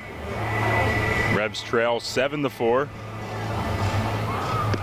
And New Britain, 7 runs on 11 hits, 4 runs on 5 hits for your Revs. All holidays days been a blast. We've had myself to recollect on a lot of the great holidays, such as Mardi Gras, Valentine's Day, St. Patty's Day, Cinco de Mayo, one of my favorites I didn't get to talk about. Love Cinco de Mayo. Spent this one in Myrtle Beach, but it's not why you're listening. Talk about baseball as Darren Ford, our K-man of the game, steps to the plate. Has not struck out yet, but you never know, this could be the time. 1 for 3 today. First pitch he shows bunt, pulls back, but it's a strike. Got it on the outside corner. And Cabral again starting with the first half champion Sugarland Skeeters before being released. Revs happy to have him. It's been good since he's been here. Can never have too many lefties out of the pen either. The 0-1 shows bunt again, pulls back, and again it's strike. They're called a strike, so he's down 0-2. The Rudders K-man just 1 strike away from rewarding, I should say, all our fans with free cheese. Again, he can bunt with our new rules. He can try to square and bunt again. He squared the first 2 times up. See what he does here. He will not square. Instead, he swings and misses. Cesar Cabral striking out the K-man, rewarding all of our fans here with free mozzarella sticks, courtesy of Rudders. So Ford gets the job done. Cabral gets the job done as well,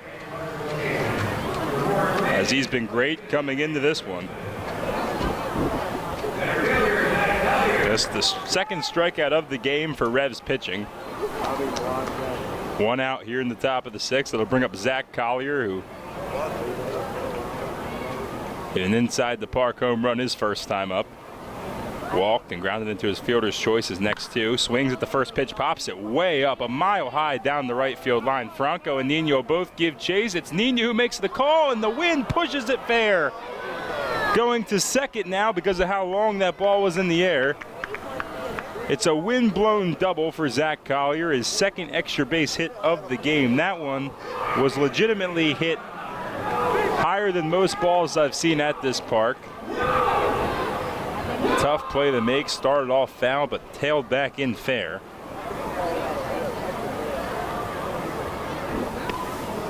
A one-out double for Collier. He's a runner in scoring position for Bijan Rodemaker here with one out in the top of the sixth. Rodemaker batting .267 on the year, 10 home runs, 29 batted in for the former Chicago Cubs prospect. Walked, flew out, and hit a sacrifice fly so far today. First pitch is taken outside for ball one. Post one there, but the device says no.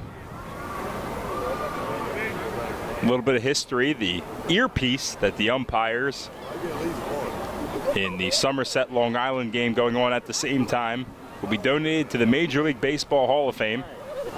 The 1-0 is taken outside as well. It drives the count to 2-0. That is a piece of history only available from the Atlantic League. One of those AirPods that you see from Apple. Very stylish piece. Yeah, I knew her daughter before I knew her. A count 2-0 to Rodemaker. Revs trail 7-4. Tomorrow's bike night, presented by First Capital Harley Davidson. If you've been here in the past, the motorcycles come around, do a parade. It's a great event on a great Saturday. Here as we wrap up July, as crazy as that seems, is time flying for anyone else, or is it just me? The 2-0 to Rodemaker is right there for strike one. Fastball at 89.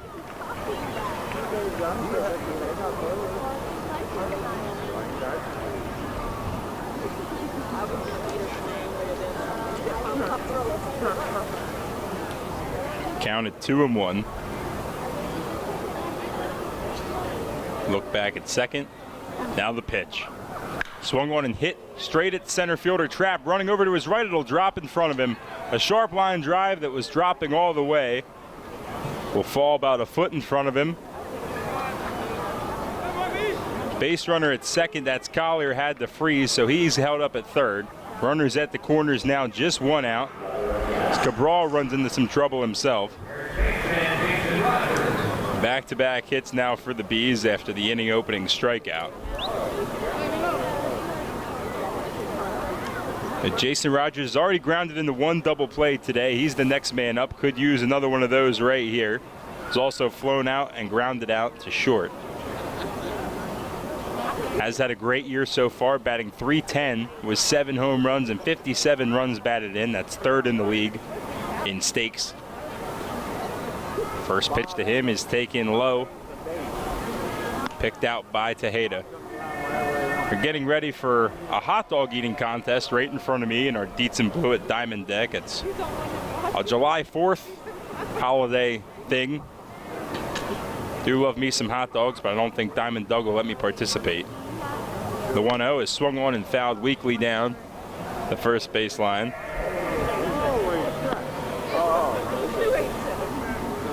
Also, I don't know how that would work being in the booth. Technically entitled to call the bottom of the sixth. If I was eating hot dogs, it'd be kind of tough, but weirder things have happened. 1-1 the count, one out, runners on the corners. The pitch to Rogers is swung on and fouled weakly down the left field line again. This one skipping right by Galvez in the on-deck circle.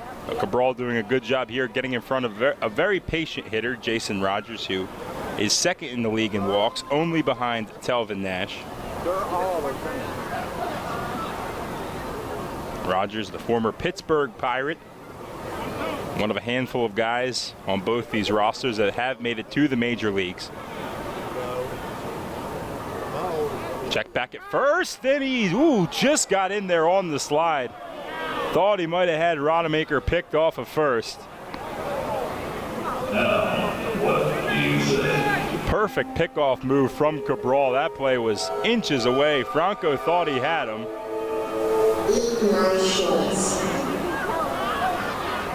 And dusk setting in here.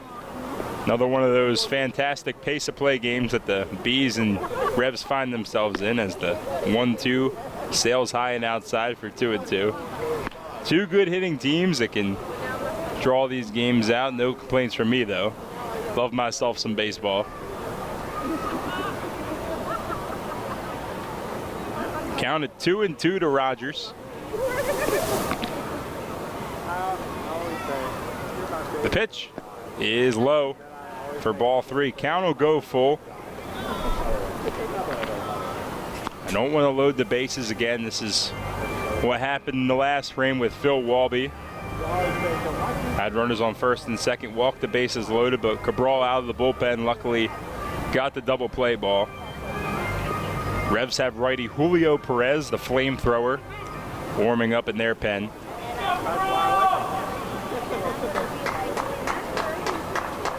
The 3-2 is inside and low. That's ball 4. So from 1-2 to a full count walk, Jason Rogers doing what he's second here. Galvez has been on base all 3 times. He singled twice, was hit by a pitch. 4th in the league in hitting at .324, 12 home runs, 49 batted in. He's the best hitter on this roster. First pitch is swung on and hit to center field. Going back now is Trapp, still going back. We'll have space though as will come in. The run will score from third. Throw in the third is just a bit late. Throw back to second is late as well. So both runners tag and move up. The run comes in on the sacrifice fly. The Bees push the lead back to 4. It is out number 2. A runner's still on second and third, so have to be careful. Got to bring up Mike Karp, the designated hitter today. Karp, who another one of those major league veterans in his 14th season of pro ball already. Started as an 18-year-old right out of high school, drafted in the 9th round by the New York Mets. Played 318 major league games. Seattle, Boston, and Texas. He won the World Series with the Sox back in 2013.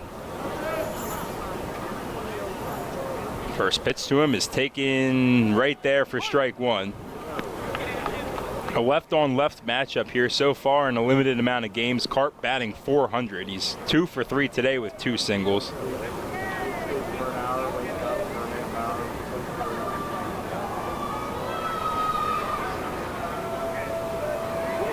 The 0-1 is taken inside, clicks off the glove of Tejeda, but not far enough to allow the runner to score. That's Rodemaker from third. He's on third.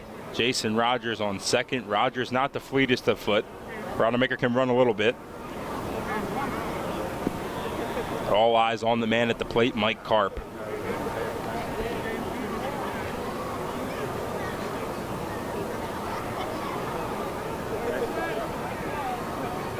The 1-1 is swung on and foul tipped into the glove of Tejeda.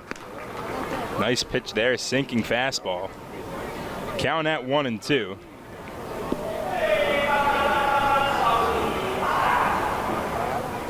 I need to stop looking at this hot dog eating contest because I'll keep wanting to compete.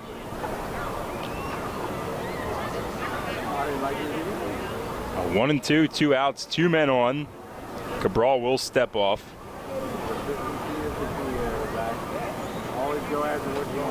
Cabral, another guy that made it to the major leagues.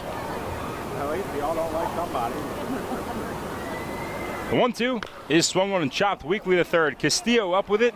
Off balance throw the first as he runs almost halfway there. The throw is released behind the pitcher's mound. Gets Carp to end the inning.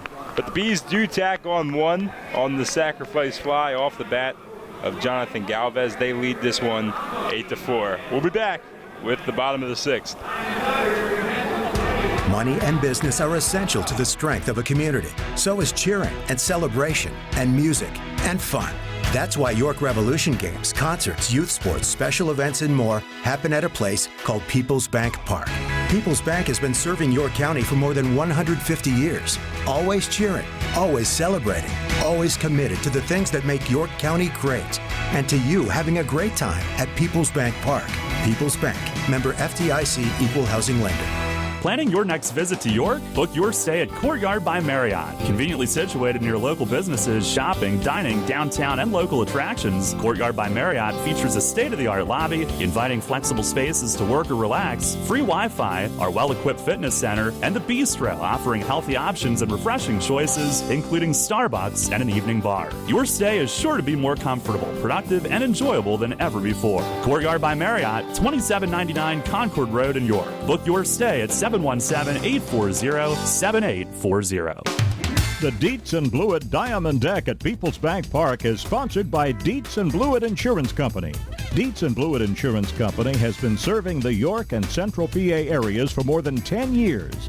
Visit their new location on 2000 South Queen Street, where you'll find friendly, courteous staff who put their clients first. Google them on the web for a free quote. At Dietz & Blewett Insurance, you'll find the best rates on home, auto, health, life, and business insurance.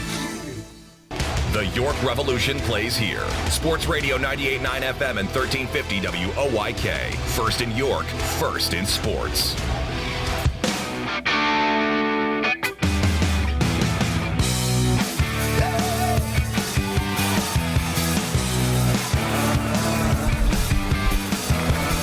So as expected, a pretty weak display of hot dog eating. I probably would have been able to do better, I like to think. I'm just kidding. They did great down there on the Diamond Deck. Part of All Holidays Day, July 4th, Diamond Doug in the sweet red, white, and blue suit.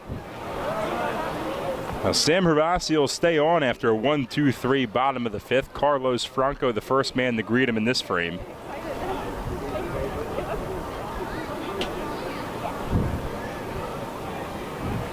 First pitch from Hervasio is over for strike one at the knees. 86-mile-per-hour fastball. He wears the hat sideways. He throws at a low three-quarter angle as the 0-1 sails outside for ball one.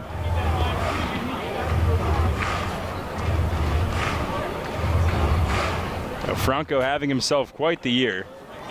372, 3 home runs, 28 RBIs. As the next pitch is swung on and missed for strike two.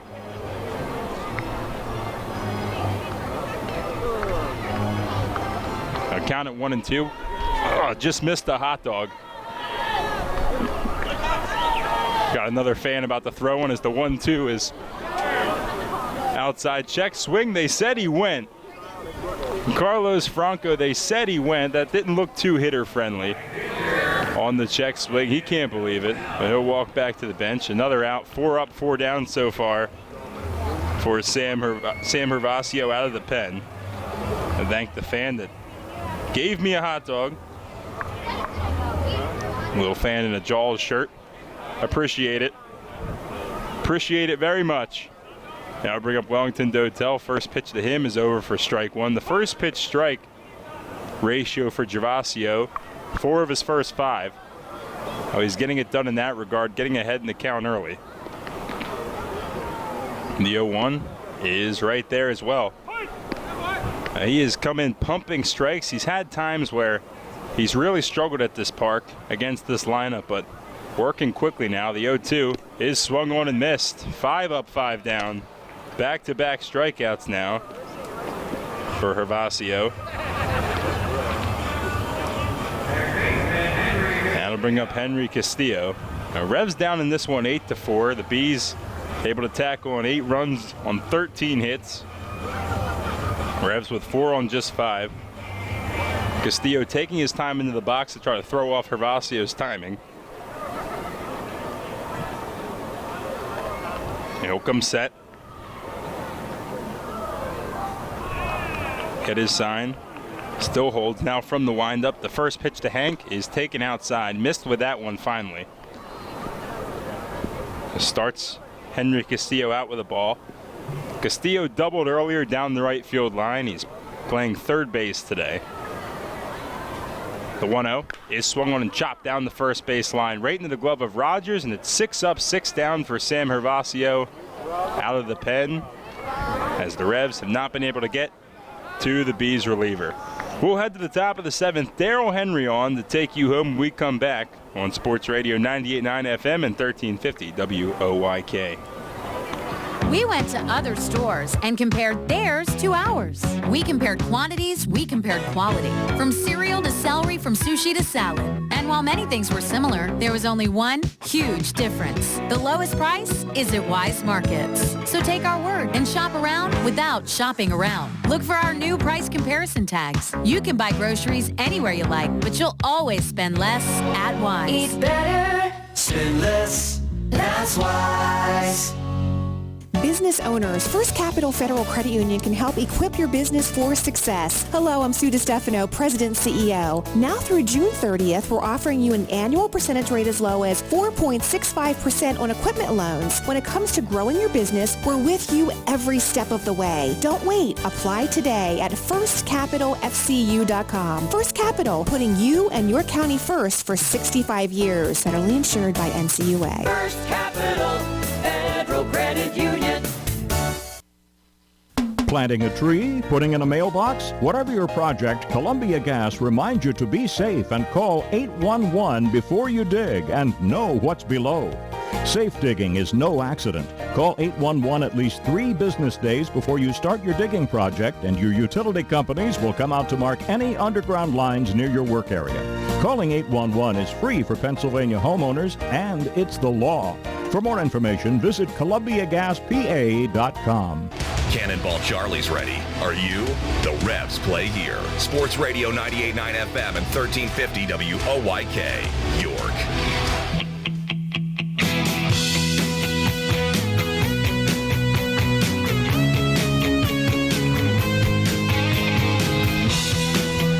Head of the 7th inning, 8-4 New Britain. Right-hander Julio Perez, the new pitcher for the Revs. And a 4th reliever used tonight. Corey Walter going just 3 1/3 this evening, but Revs had the off day yesterday. Didn't use too much of that bullpen the days that preceded that. A lot of guys will figure to get some work tonight. It'll be 7, 8, 9 in the order. Logan Moore will lead things off. Perez 3-1, a 4.25 ERA in 36 appearances. The number of games pitched is the league's second most. His last in on Wednesday against Sugar Land. Scoreless outing to finish off the second game, the win. First pitch to Moore, it is outside, had a scoreless 7th inning. He allowed an unearned run the outing before that, which was a win on Sunday at New Britain, but no earned runs in his last 9 outings, just 2 hits in 8 2/3 innings. Here's the 1-0. Fastball, it is a called strike on the inside corner. Nightfall just about setting in here. Another big night for Moore, 2 for 3, 3-run homer back in the second inning. Give you a little bit more range. On the 1-1, swinging a foul tip, and that got a piece of Tejeda down off his foot. And Silvio Martinez will waddle out to the mound and give Tejeda some time. Well, when Moore came to York for the All-Star game, was hitting just 160, 3 home runs.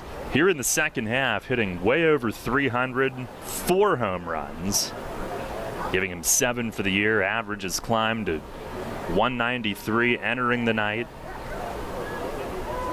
Perez, the pitch, down and in, gets by to the backstop. Tejeda hustles after it, but Moore not going anywhere. He's now driven in 13 in 12 second-half games thus far.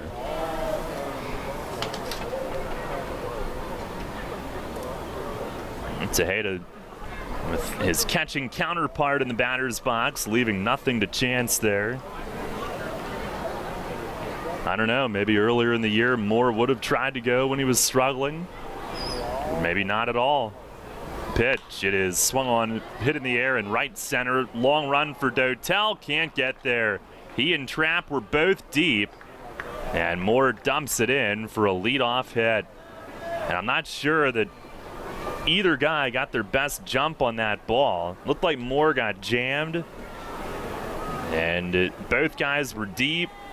Seemed to be maybe a little bit of a hesitation from both in terms of getting a read on it. Logan Moore 3 for 4 now in the night after that bloop base hit. Here is Rando Moreno, and again, it's the bottom of the order that's done a lot of the damage for the Bees against York. They have not done a whole lot against other teams as Moreno fouls the first one back right into the netting. Moreno tonight on base all 3 times, 2 singles, a walk, 2 runs scored. And he came in hitting just .203, 157 with New Britain. The Bees lead it 8-4, out hitting York 14-5. Pitch, swing and a miss. High fastball that exploded past him. One of Perez's strengths this year has been retiring the first batter. That is just the 12th time in 37 outings that the first batter has reached. 0-2. Fastball, that's high and away. Well, we have a switcheroo on the YouTube stream. It's now being produced by Brett. I'm not sure that I like that. Where did Melissa go? Pitch is down low. 2-2.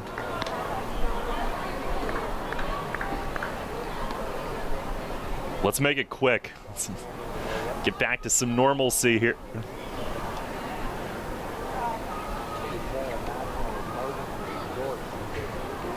Now the 2-2. Swing and a pop foul, backing out of play. On our York Mitsubishi out-of-town scoreboard tonight, Sugar Land and High Point tied 4-4 in the bottom of the 8th. Last night, Dennis Phipps homered. Skeeters won the opening game at High Point. And both teams have had players' contracts purchased the last 24 hours. Pitch, runner goes, ground ball jammed him right down to first. Franco gloves and steps in the bag. And Moore running on the pitch will advance to second with 1 out. Perez right in off the hands of Moreno, who grounds it to Franco, who was right by the bag holding the runner. He took 1 step, was on the base, looked at second, but no sense in throwing at that point. And Perez gets his first out. Moreno retired for the first time tonight. And thank goodness Melissa is back. Order has been restored. Did Brett hit any wrong buttons over there? Are we still on the air? Or on the stream? On the net? Still on. Here's Joe Pilecki, who takes just inside or low. So Sugar Land had right-hand pitcher Joe Linehart, who made his pro debut earlier this season. His contract was purchased earlier. Perez, the 1-0. Fastball, it's a strike at the bottom of the zone. High Point had Tyler Ladendorf purchased by Tampa Bay earlier today, heading to AAA. For all our YouTube listeners, yeah, it was my first time doing it, so if I pushed some wrong buttons, it wasn't Melissa. You can blame me for that, but it was fun. I mean, I'm a guy that wears a lot of hats here, but I can't do it all. You need your team behind you. Pitch is served on the ground, foul. First base side, just a little half swing from Pilecki. You know, all my Cliches, huh? Need my team behind me. Yeah. I mean, it's Labor Day right now in our all holiday celebration. Video board's off. All of our staff's not supposed to do anything. That's why the board's off? That's why the board's off. See, closed for Labor Day, Daryl. It's part of All Holidays Day, man. So we could, if we didn't love our listeners, we could go silent. But luckily, we love them more than our children. Pitch. Foul. That's all the harder we're going to work. Yep. I'm actually going to take the rest of my Labor Day. So all right. Have fun with the rest of this inning. Yeah, you enjoy yourself. Okay. I work every day. I gotcha. Brett Petrak, ladies and gentlemen. Were there a lot of buttons over there for you to push to screw things up before you go?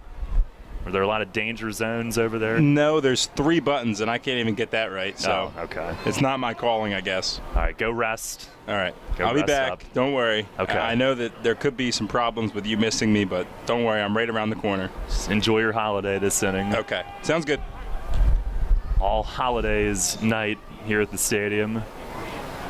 What will they think of next? Pitch. Swing and a miss. Got him on a fastball away. Perez, the blazing heat. Can't tell you how hard he's thrown tonight because that board is resting for Labor Day. That is out number 2. Now, we've had some other player signings.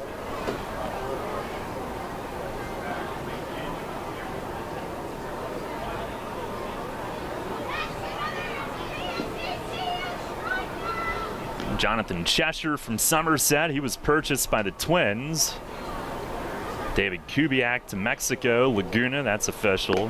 First pitch here to Darren Ford is up high. He's 1 for 4 tonight. Oh, Southern Maryland has signed Travis Witherspoon. Spoonie is back in the league. Somerset signed Zach Zinicola back.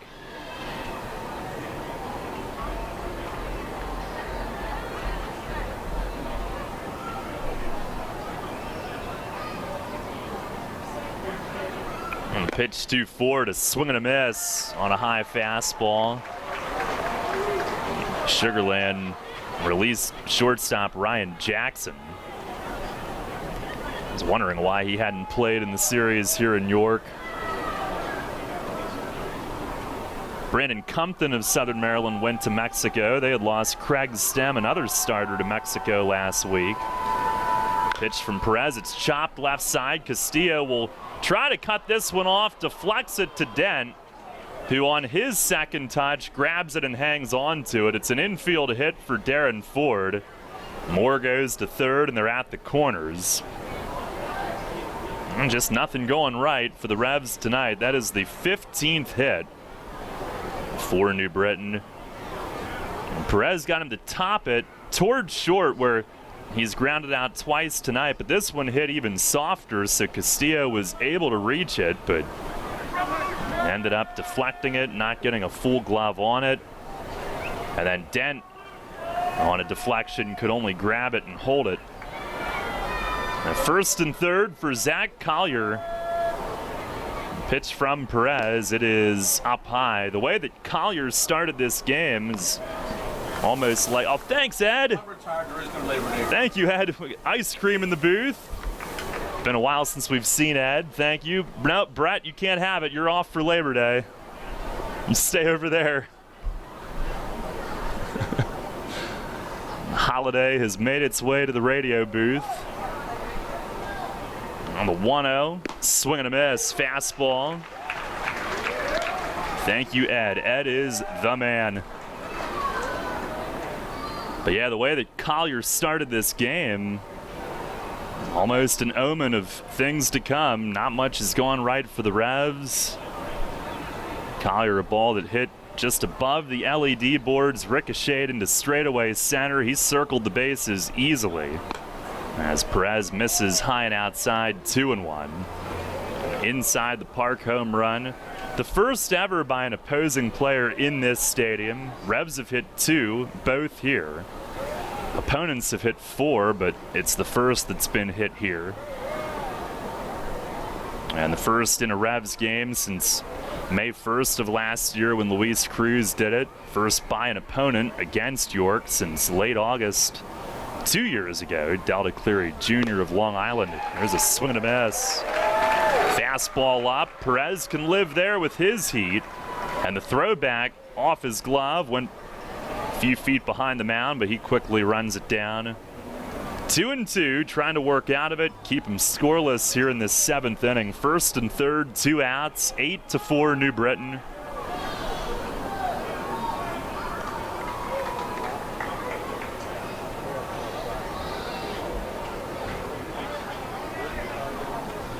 Perez fires, runner goes from first, and a swing and a miss. He blew him away, a fastball in under the hands, and Zach Collier swings through it. Second strikeout of the inning for Perez, who allows a couple of singles, but both runners stranded. Stretch time here at the bank tonight. It's the Bees 8 and the Revs 4. Home of the judgment-free zone, Planet Fitness is your home away from home plate this baseball season with 2 convenient locations in York. Planet Fitness offers a clean, comfortable environment, tons of cardio and strength equipment, free fitness training to all members, and extended hours for those early risers or late-night treadmill triumphanters. And best of all, you get all this for just $10 a month. Join in club or online at planetfitness.com. Facing a legal issue can be a frightening time. What's my course of action? How do I know who to call? Fortunately, the York County Bar Association makes it easy. Now, you only need to make one call to find the right lawyer for you. Call the York County Bar Association and let us help you find the right lawyer with our Attorney Connection Lawyer Referral Service. Just call 854-8755 or visit yorkbar.com. Don't hesitate in getting the help you need. Contact the York County Bar Association and let us help you find the right attorney at the right time. You trust AAA to work at every mile. But AAA doesn't just cover your car. They can also cover your home. AAA Home Insurance protects every square foot. And when you add AAA Home Insurance to AAA Auto Insurance, you get more protection and more savings. Insurance that's not just insurance.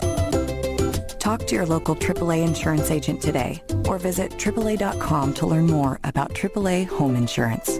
This is Melky Mesa. You listen to Your Revolution Baseball on the home of the Revs, Sport Radio 98.9 FM and 1350 WOYK. First in your, first in sport.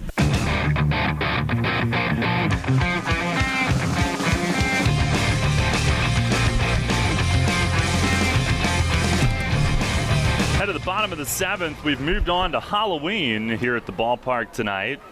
8-4 New Britain. First pitch to Nina is in for a strike from righty Tyler Danish, who's the new pitcher.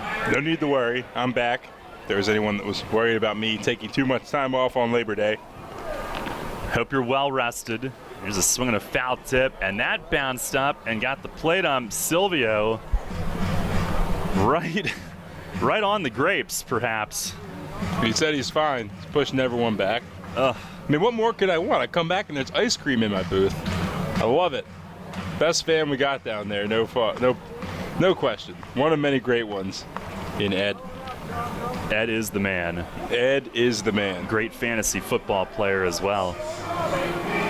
Everybody has their warts, though. He's a Dallas Cowboys fan. Oh, okay. Well, still, the ice cream's great. I had a blast during my Labor Day celebration. Good. For about 5.5 minutes. You didn't knock us off the stream. Nope, so. that's a plus. 0-2 on Nina. Pitch, swing, he reaches out for, pokes it past Danish. The shortstop Moreno charging bare hand. He throws and it's late. Nina beats it out. Danish went sprawling to his right, trying to knock it down, got past him. And that left Moreno to try to make the bare hand play, but Nina legs it out. He has hit safely in 5 straight. Now the Revs with a leadoff man on. Ryan Dent, the hitter. They're down 4. 8-4 in the 7th. Started to mention our York Mitsubishi out-of-town scoreboard. Other games of interest: Southern Maryland an 8-5 lead at Lancaster in the 6th. So if that holds and this holds, Revs would fall half a game back. Pitch to Dent. It is down and away. Dent tonight a double, a walk, and a run. Now, I hear you say Spooner got picked up? Southern Maryland signed him. Oh, there you go. Good guy for the league. He's been here a while. Good to see him when he comes back. On the 1-0. Swinging a bouncing ball tight to the line at third. It's fair. Down the line into the left field corner. Polo lost his coach's helmet. Nina, he was trying to send him. Nina slipped. Has to get back in at third. He's safe. And hopefully he's not hurt. He slipped on the grass, took out a divot. Polo was trying to wave him home. And Nina didn't see that in time. He thought the brakes were being slammed. He went skidding to a stop, but at second and third with no outs. Polo was losing everything over there at third, trying to get in position. The helmet was about to go. I've never seen that before. What the heck just happened? Well, he was waving so hard he lost his helmet, and then he was trying to pick it up so it wasn't in the way of his base runner, but when he looked down, Nina was rounding third, so he had no clear sign if he was supposed to keep going or stop. He went wisely with stop and saw what had happened. It's like trying to put an ATV in full brake. It skidded right out. Here's Justin Trapp, who takes a slider for a strike. Still an advantageous position, though. Runners on second and third, nobody out. Just have to manufacture these runs. Pitch, breaking ball, line to center field. That'll send Collier back, and that'll help. Nina tags from third. He's coming home. Throw goes to third. It's cut off. Dent slides in. No play there. Dent advancing to third. Nina scores a sac fly line drive from Justin Trapp, sending Collier back toward deep center, and it's 8-5. And that's exactly what you want. Hit it deep enough to not only have the runner from third score, but Dent wisely advancing on that too, putting himself on third with less than 2 outs. The hit here makes it a 2-run game, if not even more. A good chance for Melky here. He hasn't had this opportunity yet where he can get an RBI without a hit, but he'd still take that. On the first pitch, a swing and a miss. He reaches for a slider. Mesa tonight 0 for 3, 0 for 11 since coming back in 3 games. Before the injury, he had been red hot. Trapp his second RBI. Pitch, it is inside. Fastball at 88, missing. Revs have had good success against Danish. And they came back in the 7th inning last Saturday at New Britain with 3 off of him. Pitch to Mesa, it's low, breaking ball. Dan at third with 1 out, a run home, 8-5. Revs have scored 7 on 11 hits in 3 2/3 against Danish coming in. Pitch to Mesa, it's low again, 3-1. Talbot Nash waits on deck. If Melky reaches, he would be the tying run. That's one of your pick your poison scenarios here. Is he going to throw him the fastball to hit? Here it is. It's down and away. Ball 4, and Talbot Nash is coming to the plate, representing the tying run here in the 7th inning. Could use a big Nash home run here. He's got 26 of them. 13 have come in the friendly confines of People's Bank Park, 13 on the road, so you can't chalk it up to being a home guy. He'll hit him anywhere, and a productive day so far, getting on base twice via the walk, lining out his next time, but that first hit, and if it happens to be a home run, watch out. First and third, first pitch is way outside. He has a 10-game hitting streak that is yet to be extended. At this juncture, if you have to deal with the walk with the man standing on deck, you take it. Yeah. Crazy what he's doing. How about that home run? Yeah, as Danish throws one over, that was a shot. Hooking, hooking, hooking, and then got behind that little pole out there. Now Nash is the first to say that when Tejeda heats up, it means good things for him. He's going to get more to hit. A 1-0. It's outside. Now Danish missing well off the plate. And no pitcher would want to be in this situation right now. 2-0. I think he's feeling it. And Gervasio saw this team enough of his career, and he did a fantastic job, but a guy like Danish facing a little pressure here. Make or break for him. 2-0. Swing and a bouncing ball toward third. It's fair. Glove there by Pilecki. Throw to second just in time ahead of Melky's slide. Dent comes in to score. League leading RBI number 63 for Nash on the fielder's choice. It is 8-6. Revs push a couple across here. And Talvin on at first with 2 outs for Tejeda. Bees now getting a right-hander up in their pen. I mean, obviously you want hits, and you get that too, but to have those runners on second and third with nobody out and to score both of them with still 7 outs to play with here against a team that has struggled to pitch, as I said to begin the game, second worst ERA in the entire Atlantic League. You got to be happy with what they're doing, and if Tejeda can get one into the gap or over the wall, yeah, I wouldn't put it past them. First pitch, fastball inside. He homered already tonight. 2-run shot down the line in the 4th inning. 1 for 3 with his 12th home run, a new team record for a month. 1-0, breaking ball, and it slides across for a strike.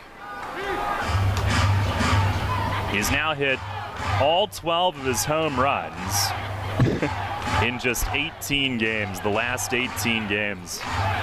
That's really unbelievable. I mean, you love to see those stats with a translation to a full season.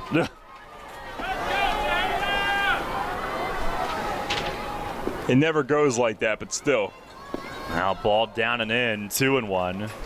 Well, for the sake of it, he would be on a 93 home run pace. I'm very impressed with how quickly you did that math. I know you used the calculator, but you knew exactly what to put in so quick, and as a man who struggles at math. Now ball down and away, 3-1. I'm very impressed. Well, a lot of years of tracking Talvin's home run paces, so. That's true. Been a fun day so far today, with love for it to result in a nice come from behind win. Been a good holiday, or all holidays day. 3-1, breaking ball just outside. And that not loads him, puts 2 men on for Carlos Franco, who's on deck. So one after another with this Revs lineup. And it is the righty Jose Rosario who's loosening for New Britain. They don't have a lefty getting ready for this situation. A huge spot for Franco, who had a grand slam Wednesday, his 2nd home run in 3 games. Tying run is Tejeda at first, Nash is at 2nd, and it's only the 7th. You don't need all of them here. But the go-ahead run has come to the plate. First pitch, it's down and away. No stranger to this situation. He's batting .357 on the year with runners in scoring position and 2 outs.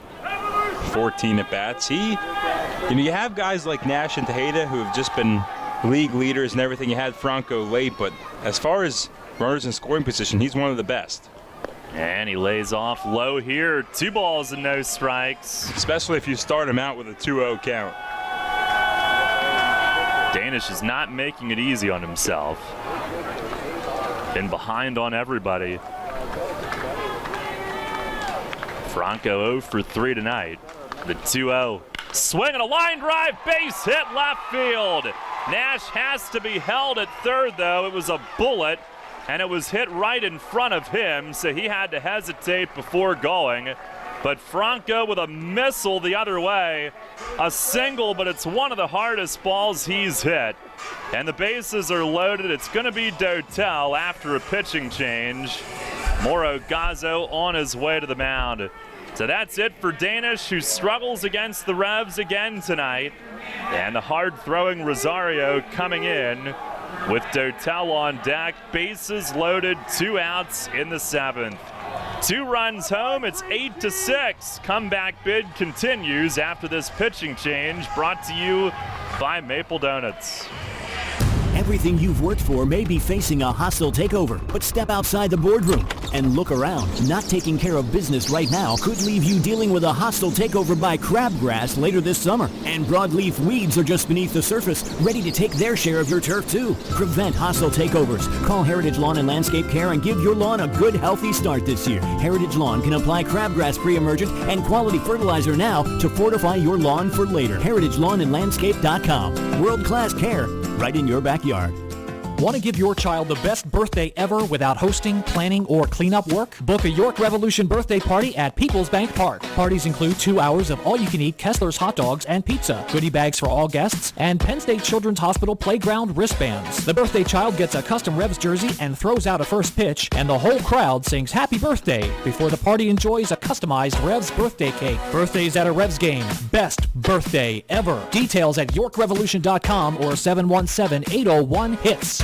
Money and business are essential to the strength of a community. So is cheering and celebration and music and fun.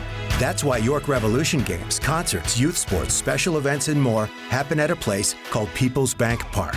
People's Bank has been serving York County for more than 150 years. Always cheering, always celebrating, always committed to the things that make York County great. And to you having a great time at People's Bank Park. People's Bank, member FDIC, equal housing lender. Catch the Revs all season on Sports Radio 98.9 FM and 1350 WOYK. First in York, first in sports. Well, here we go. Rosario ready. First pitch to Dotel is outside at 94. It's 8-6. Bases loaded, 2 outs in the 7th. 2 runs are home. Revs at one point were down 6 tonight. Here's the 1-0. Swing, and he beats a foul behind the plate. He gave himself a chance to attack there. They're playing dead up the middle infielders. Jonathan Galvez only a couple feet from second base. Big hole between first and second, and Dotel has hit the opposite field throughout his career. But a chance here, real big chance for him. Tonight, 1 for 3 with a run scored. Has now hit safely in 7 straight. 1-1. And a swing on a line drive, base hit right field. Nash scores. Tejeda started to run through the stop sign. A log jam. Franco races back to second, and Dotel makes it a 1-run game. 8-7 on an RBI single to right. Tejeda went too far. Franco saw that and began to follow him going to third, but both men hit the brakes and scampered back as the throw went all the way home. Wellington Dotel getting it done yet again. He was another one, 370 with runners in scoring position and 2 outs, and he cashing in on that, getting a run home, making it a 1-run game. Henry Castillo doubled earlier in the game up. The well-oiled machine keeps on going, and you can play him up the middle if you want to cheat, but he's hit that hole so many times in his career between first and second. Did it just like that. Tejeda lucky to get back there, though, as Moore couldn't handle that ball cleanly. Now here's Henry Castillo with the bases loaded. First pitch, a swing and a drive. Deep left center. It is gone! Grand slam home run! Henry Castillo on a line shot to the opposite field. And the Revs have stormed in front. 11-8 here in the bottom of the 7th inning. Second consecutive game with a grand slam now for this team. We know this offense is red hot. Situational hitting even better to just keep it going, get that opportunity. And Hank gets it, doesn't miss, went the opposite way. What more can you ask for? That dugout erupted onto the field. Castillo with the slam. It's a 7-run 7th inning. Just like that, we knew that this game had the opportunity to be a high-scoring one, and it didn't disappoint. And now Rosario plugs Nina in the ribs. And here we go. The bench is empty. Rosario thrown out of the game. He tried to kill James Skelton last weekend. And this is not going to be a pleasant get-together this time. The Revs have seen enough of it. That's Bush League. That's terrible. First pitch after the grand slam, right up under the arms, into the ribs, and there is no place for that. Just stupid. Absolutely stupid.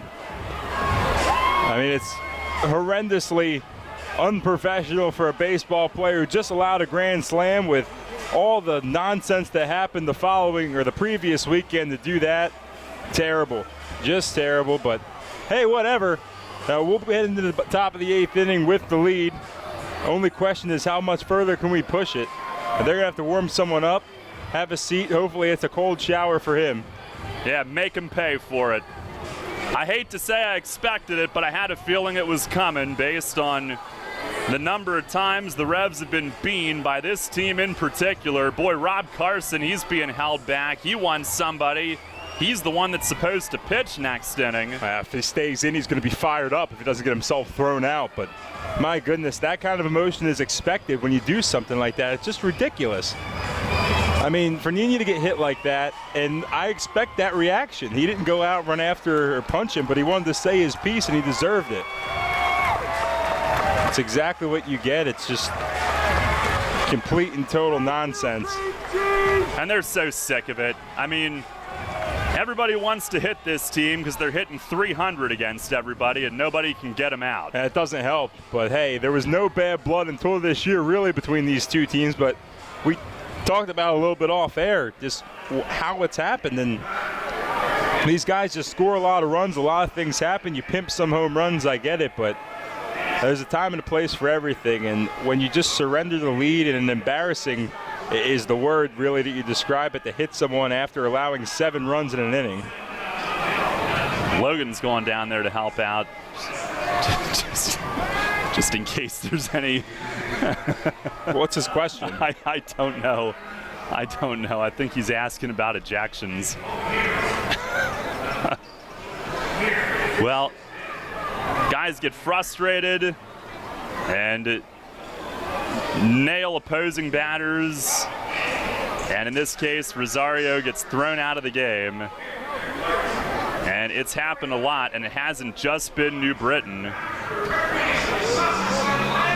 but it definitely has been boiling last weekend to this weekend. They meet again tomorrow and Sunday, and then again 3 times in Connecticut next weekend. Well, they got to bring someone else in because one of the ejections is definitely the pitcher.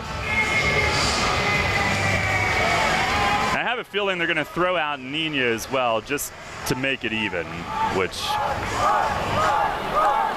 when we were in Southern Maryland and John Griffin shoved Fletch right in the chest in an on-field get-together, they threw out Griffin, but they threw out Fletch as well because, quote-unquote, they had to throw somebody out from our side too. Quote-unquote. I mean, what an inning of emotions. A whirlwind of emotions, if you will. We're all in a glass box of emotion right now. That's true. We are in a glass case of emotion. Is it a case, not a box? It's a case, I think, to quote the great Ron Burgundy. Gosh darn it. I was so close to nailing that quote. Man, I'm fired up. Well, I had a feeling that it could come to this weekend, and we didn't even get through the first game. Oh, I mean, all right, let's go back to the positive, though. Henry Castilla, I mean, this team, well-oiled is the word to describe it, honestly. You have 2 outs, you get the sacrifice fly, you get the 2 runs in you needed, then you reload the bases with 2 men away, leave it up to Hank, and that opposite field bomb off the carousel, which is now closed. Unreal. It's just like, I don't know what your view is when you look at it and say, okay, I'm going to hit this next guy. Like, there wasn't anything dirty about it. We didn't hit anyone today. Hank didn't do anything wrong. All I wanted to do was put the ball in play. Maybe he hit the ball too hard. Maybe. I don't know. The thought process is interesting. They scored too many runs again. But how about that? Back-to-back games with a grand slam. Is that a first? You've stumped. Well, The Revs once had a game where they hit 2 slams in 1 inning, so. Well, that's impressive. I've been to a Baltimore Orioles game where they've done the same thing. That's happened. That's pretty crazy. But again, the second time they've come back from a deficit of 5 runs this year. And tonight, down as many as 6. The biggest comeback in Team N Stadium history is 7. We don't have to worry about that, hopefully. I mean, that would be something.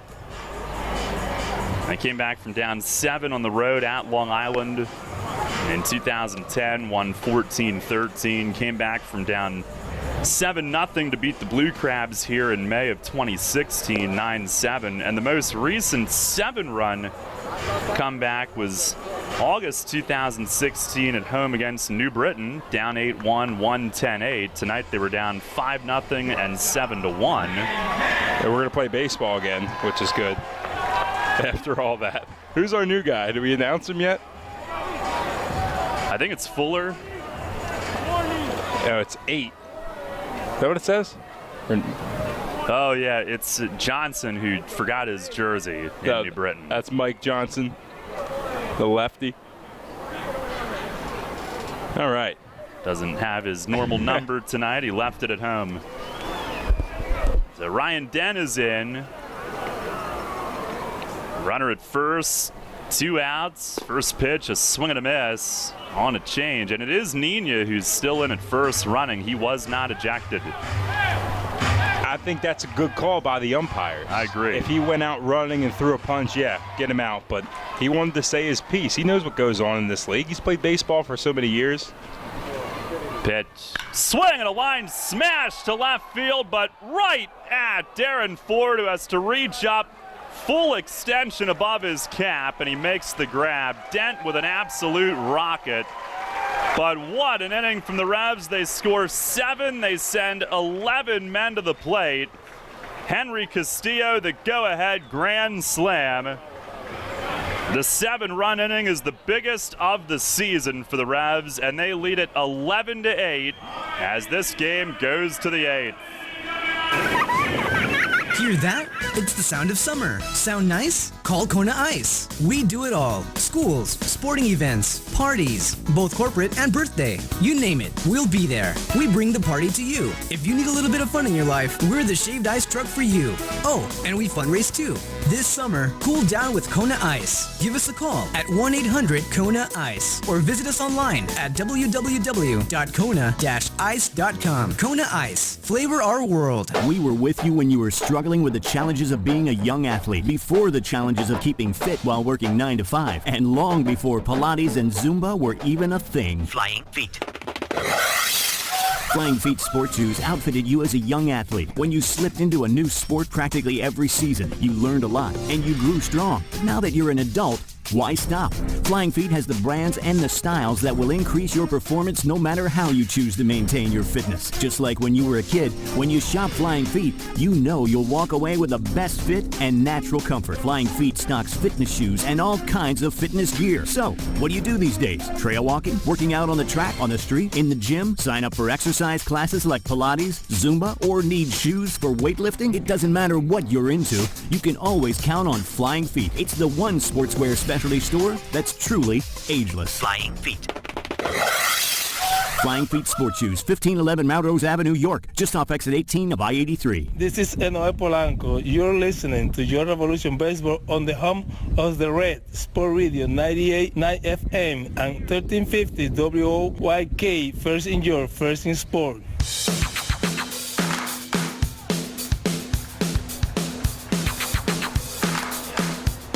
Head of the 8th, it's 11-8 York. It's the biggest inning since September 5th of last year when they had a 7 spot against the Road Warriors. Robert Carson is in, and he nails Bijan Rodemaker up high on the back on the first pitch, and he's been thrown out of the game. Carson ejected. He's ready to take on all the bees himself that want to come out and meet him. And I think he was saying, he was either saying, go back to the dugout because I didn't try it, it's my first pitch and it slipped, or he's saying, come on, I'll take on all of you. I'm not sure. Well, that one might have been planned. Maybe. I was just sick of it. I I mean, you don't love to see that either. I mean, we got to be fair, I guess. You don't love to see that on Carson's first pitch, but you understand it. It's retaliation straight up. Well, and last weekend, warnings were issued after Rodemaker was, and look how fast Judy was ready to come in. Okay, all right, that's the telltale sign right there with the judge being ready to come in. Although maybe not, he is starting to stretch. But they're setting a tone right here, and if you watch the Atlantic League, it's the same 3 guys that are going to umpire the game for the rest of the weekend. So set it right now, get it out, let Mace and Mario Gazzo know that, hey, we're not doing this for the rest of the weekend. Yep. Let them know. Get it all out now. Well, it went on last weekend, and Rodemaker was the one that was tipping signs at second, which led to words and led to warnings last weekend. And this Revs team, I mean, it goes back to June when they lost 3 players to injury due to hit-by pitches on the hand. It wasn't just the Bees, but they're sick of getting plunked by everybody, and for a month, they really didn't do anything about it. Now they're starting to. As they should. I mean, it's enough. And I'll tell you what, the one that... Now Mace might be taking a walk too. Yeah, he's gone too because warnings had already been issued. And he didn't say anything, but you have to do that. It's one thing too, and you take away some of the things that you could have this game here. We're looking at an 11 to 8 game that has been played about as excitingly as you could want it to be, with big deficits, big comebacks, 4 home runs, 2 apiece from both teams. I mean, you can't ask for anything more if you're a fan to watch, but you hate to see the extracurricular activities, and you could say that the Bees started it because they did. I see what Carson did. I like it as being a fan of the team, but I think we put it to bed right now, because these 2 teams, I mean, you look at a Revs team, it's in first place right now, playing the best baseball they've had in a long time. You just don't want to have that kind of side things, and it's dangerous. I mean, Niño luckily caught one in a lot of fat. Not that he's a fat guy, but I mean the fatter part of his body. You know, didn't get any on the bones, but we've seen what happened. JP, who was player of the month on the way to really on a tear, he's gone. Melky missed time. Franco missed time. You can't have it. And when it's intentional like that, it's terrible. Yep. Franco, that was against this team. That was Brandon Fry back on June 30th. The one last weekend that really got everybody's attention was when Rosario sent one sailing behind Skelton's head, and Skelton was standing like in the back line of the batter's box.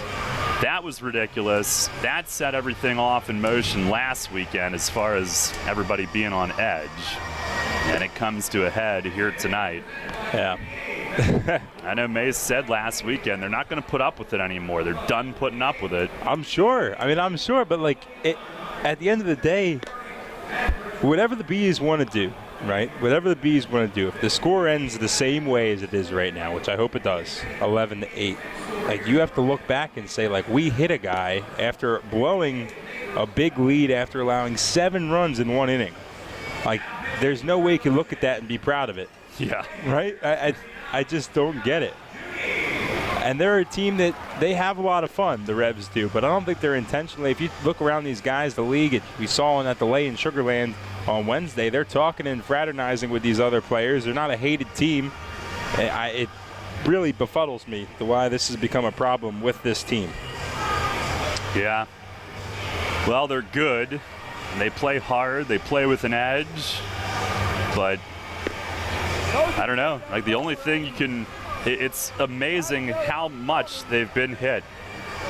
And the only conclusion you can draw is they're hitting about 70 points higher than everybody else in the last month and a half. And as a result, they've been targeted. Now, Judy comes in. It's an 11 to 8 lead. As he continues his warm-ups, gets as long as he needs. Man. I mean, we have played, 1 out of baseball in the last 20 minutes, 25 minutes. It was a grand slam, then a line out from Ryan Dent, inning break, hit batter, and all the extracurriculars. We have been away from baseball for quite amount of time right now. Revs last Grand Slam before Wednesday was over a year ago. They now have a slam in back-to-back games. I do not know if that's ever happened, Brett. I'm going to have to do some serious digging on that one. Now we got some candy being delivered. This is just a great day by all the way around. Our sideline reporter, Art. This is great. I got an amazing text to sum up the All Holidays Day. This comes from Melissa Clark, who runs our stream. She said, "It can't be a holiday without a family fight." How appropriate. Should put her on the air. Yeah, family fight at Memorial Day. Uncle Jim had too many Pepsis. Is he a real person? No, I don't think so. Okay. Now Judge takes over. Jason Rogers, the hitter. He's 0 for 3 with a walk. And Judy ready to go. Here is his first pitch. Fastball. It is over for a strike. Judy 4-1, 1.95 ERA, 34 outings, 7 saves, tied for the team lead with 8 holds, along with Perez. Rodemaker at first, no outs in the inning. After the first pitch, hit by pitch. Now the 0-1. And a slider. It's a called strike 2 on the outer edge. Judy, a scoreless inning Tuesday night. The outing before that, he got a hold at New Britain Sunday, but did see his 12 appearance scoreless streak end. He had been dominant for about a month. Leans over, looks at first, he sets. Rodemaker gets a little more, and Judy steps off. 11-8. Revs have scored 10 of the last 11 runs in the game.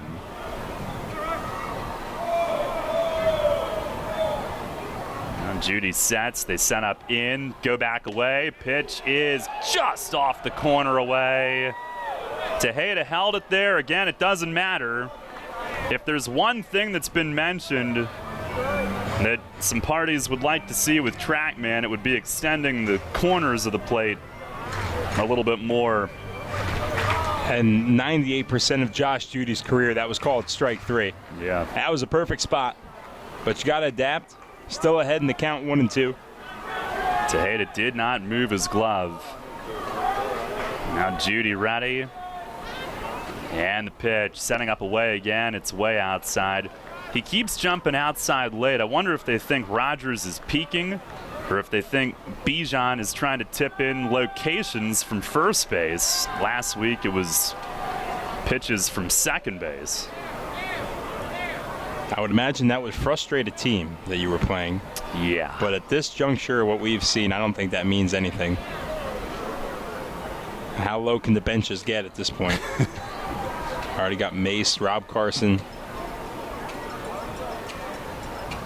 Long set, and time is asked for at the plate. So how would you tip if you're Rodemaker, so I could try to look for it?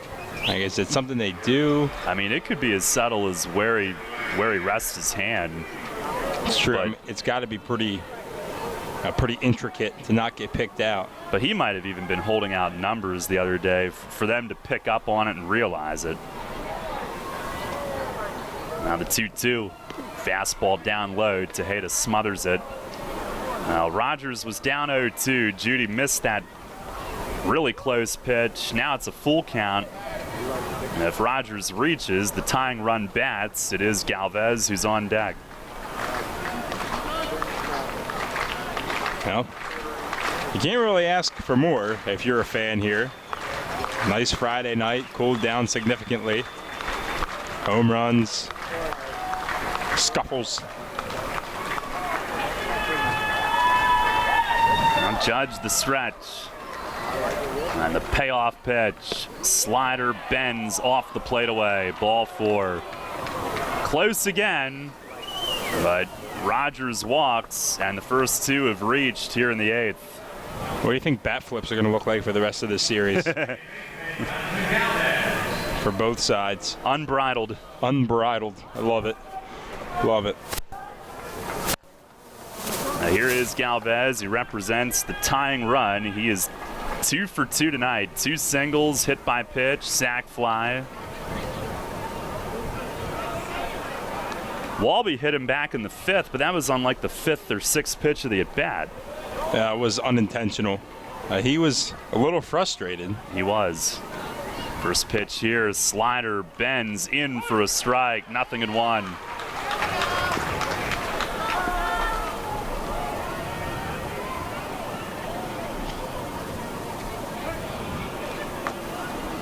Judy, who's tied for 7th in Revs history in saves, but looking to just get this one to the 9th. In the 8th inning roll, pitch, it is chopped foul down the third base side. 0-2 on Galvez, the all-star. Yeah, originally you think you could go around him if you want. There's not a base open. You don't want to move 2 runners in the scoring position and how he hits, but they did a really good job of bolstering the bottom of their lineup, both with the addition of Mike Karp and then Logan Moore just playing his tail off lately. You really can't mess around with any of these guys. There could be some runs scored this weekend. There already have been. Judy checks 3 times, delivers. Fastball off the plate away again. Tejeda was set up just off, didn't move his glove, which makes everybody lose their minds over the device. And he was set up a good 6 to 12 inches off. Really trying to get Galvez to swing at that, but he would not. Here's the stretch from Judy. Now the 1-2. Swing and a fly ball to right. It sends Dotel back deep toward the corner. Not going to have a play. It's off the wall on the fly. Runners had to hold. Rodemaker only gets to third. Throw comes in toward first. It's a single off the wall in right. Hits it on the fly. No damage done yet, but the bases are loaded with no outs. He got to chalk that up to a great fake job out there in right field by Wellington Dotel. He had the glove up, looked like he could have made that play, even though from our angle here, which is better than players standing on second and first base, we could tell it was going to at least hit the wall. But holding those runners on first and second with how strong his arm is, it's big. That's true. If he doesn't do that, there's at least one in. I get used to him doing that all the time for fun sometimes, but that one actually got him. Yeah. Here's Karp. Bases loaded, no outs. First pitch, it is swung on and missed. A slider from Judy biting downward. Mike Karp battling a hamstring problem, but starting to hit early in his B's career. Tonight he's 2 for 4 with a run. A first look at a modified shift here for the Revs as well, with Nina pretty close to first and then almost shading up the middle. Now Tejeda wants to meet with Judy regarding signs. Runners everywhere. Runner at second.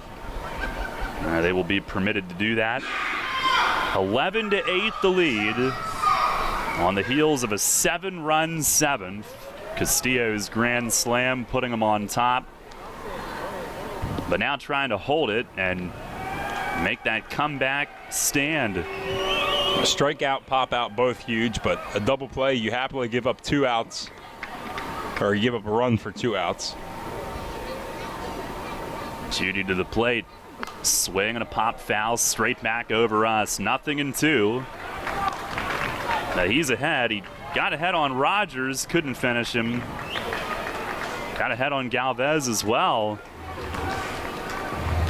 But so far with TrackMan, you can't extend the plate off the plate.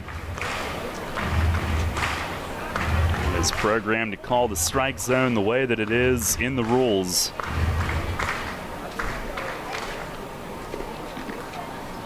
Judy staring. And he is ready with Tejeda. The stretch. And the 0-2. Swing and a pop-up foul, but this will get back into the crowd. Maybe the roof.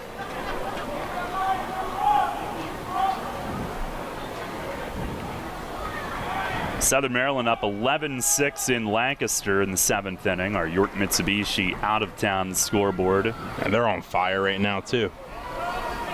Crazy.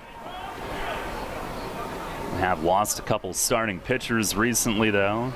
Not affecting them tonight. Judy delivers. Oh, that hit Carp. Didn't mean to, obviously. Tried to pound a fastball inside, a glancing blow off his leg, and it forces in a run. 11-9. Still nobody out, and the tying run now at second, and the go-ahead run is on base. This game is nuts. Man. And this guy, I don't know if becoming an all-star is something that just woke him up out of a slump that lasted most of the whole first half, but he's put up some crazy numbers. The swing looks not completely different, but the contact he's making, driving the ball out to right, dangerous. So you cannot mess around with this guy. You cannot. Now here comes Fletch. Judy's struggling, and Fletch is going to go with JMO for a 6-out attempt. Wow. And we still have a little bit of time, but if it is 6 outs, this is what you do when you have an all-star closer. Going to ask him to put some work in, and this is a guy that's been one of the best. And the only other guy in the bullpen tonight is Eusebio. After they use McGrain. It's a pitching change brought to you by Maple Donuts. Tying run at second. Go-ahead run is on. It's going to be Logan Moore batting against McGrain. The lead is 11-9. Still no outs when we come back. One of downtown York's gems, Revival Social Club is the place to be in York. Experience our imaginatively, globally inspired menu with everything made from scratch using fresh local products. Try our innovative, creative cocktails at happy hour, Monday through Friday from 4:30 to 6:30. Pop-up events and brunches, dinner with the family, and the perfect party venue with a private room for up to 40 people upstairs. That's Revival Social Club, 19 North George Street in York. Check us out online at revivalsocialclubyork.com. Image 360 York is your choice for graphics that enhance, signage that works, and displays that inform. Everything from color change car wraps to vehicle wraps for your entire fleet, custom window graphic, decals and lettering, interior signage graphics and displays. Don't replace when you can reface. Call Rob and his team at 717-757-4909. That's 757-4909. Or order online at image360.com/YorkPA. It's fast, affordable, and convenient. Image 360, 2260 Industrial Highway in York. Sports injury? Walk into WellSpan Urgent Orthopedics for immediate care. No appointment is ever needed. Our orthopedic and sports medicine specialists are here to treat you. Visit wellspan.org/urgent orthopedics today for hours at our York and Hanover locations. Get the latest on the Orioles with the Baltimore Baseball Show, hosted by Dan Connolly. Mondays at 6 on Sports Radio 98.9 FM and 1350 WOYK. Downtown's ready. Are you? The Revs play here. Sports Radio 98.9 FM and 1350 WOYK. York.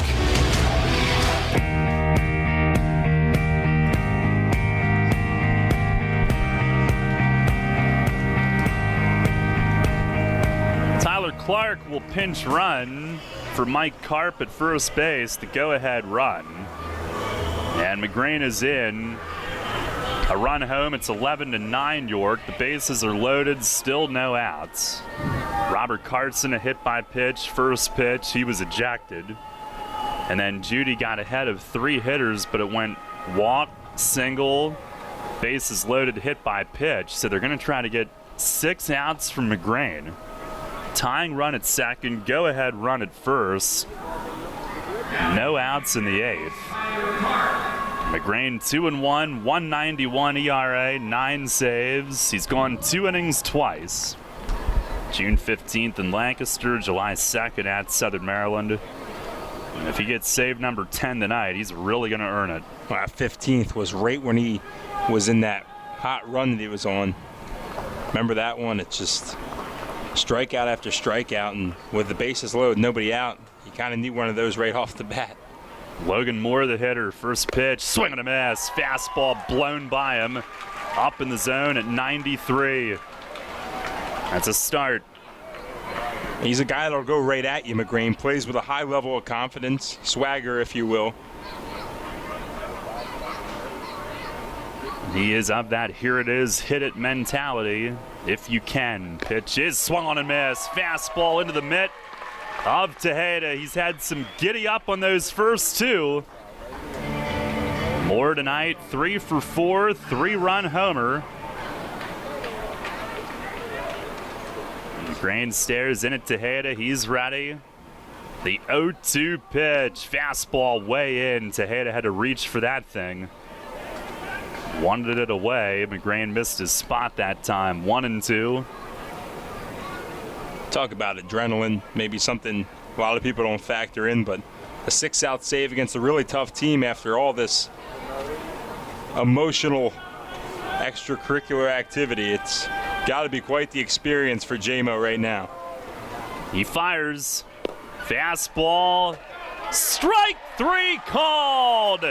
Right over the plate. Down in the zone. Silvio Martinez drew it out. Rung him up. And that's 1. Wow. I wasn't sure. That delay really got you. Got both of us up here. Silvio, I'm going to say it gets you, but wow. There's a new rhythm about the place. It is true. I mean, you got to wait, you hold your breath, then you hope. And when it happens like that, you're happy.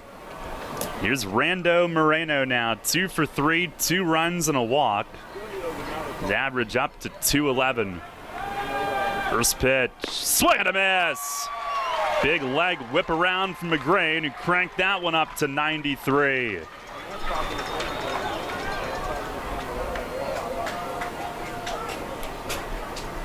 Double play would get him out of the inning.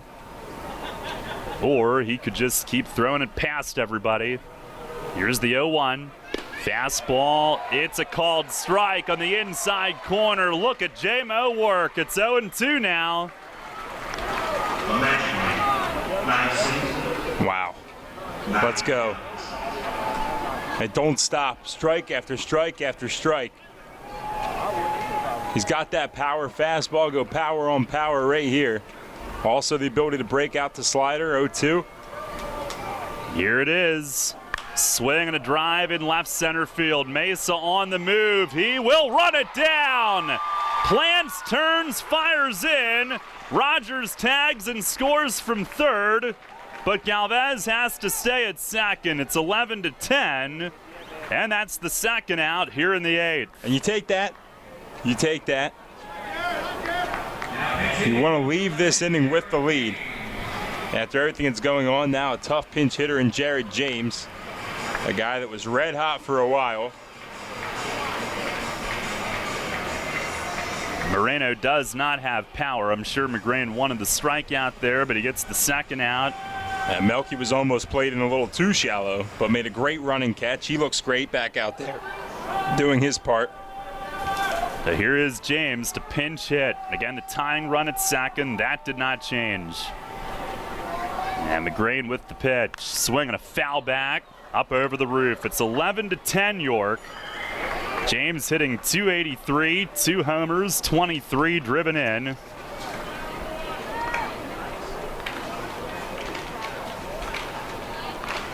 Hitting .348 since the All-Star break. He has been hot. Here's the stretch from J-Mo. The 0-1. Fastball, strike called on the inside corner. He is a strike away from working out of this mess.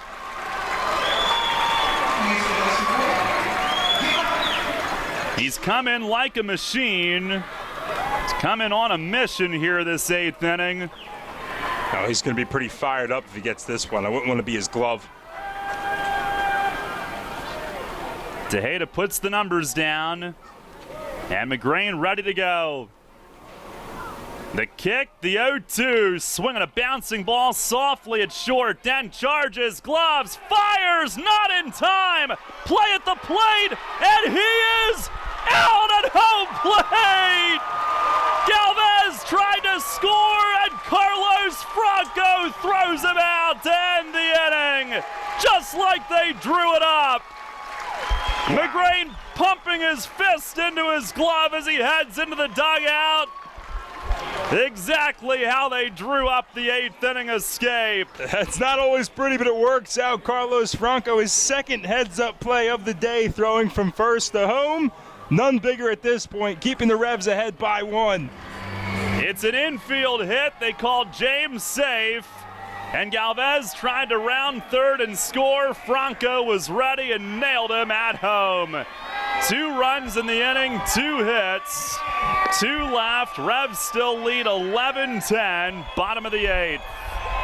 There's a lot of talk out there about good health care. We all want a good plan. But step outside and take a good look at all those beautiful trees and shrubs in your yard. Do you have a plan to maintain their good health? Heritage Lawn and Landscape Care has a veteran staff of 12 fully licensed and trained tree health care professionals to rely on, including 10 certified arborists and 3 PA certified horticulturalists. So don't let your trees and shrubs fend for themselves against Mother Nature. Visit heritagelawnandlandscape.com and get world-class care right in your backyard. You get in your car, and you start your car. You put the car in gear, and you go nowhere. What the? Because your transmission has failed, or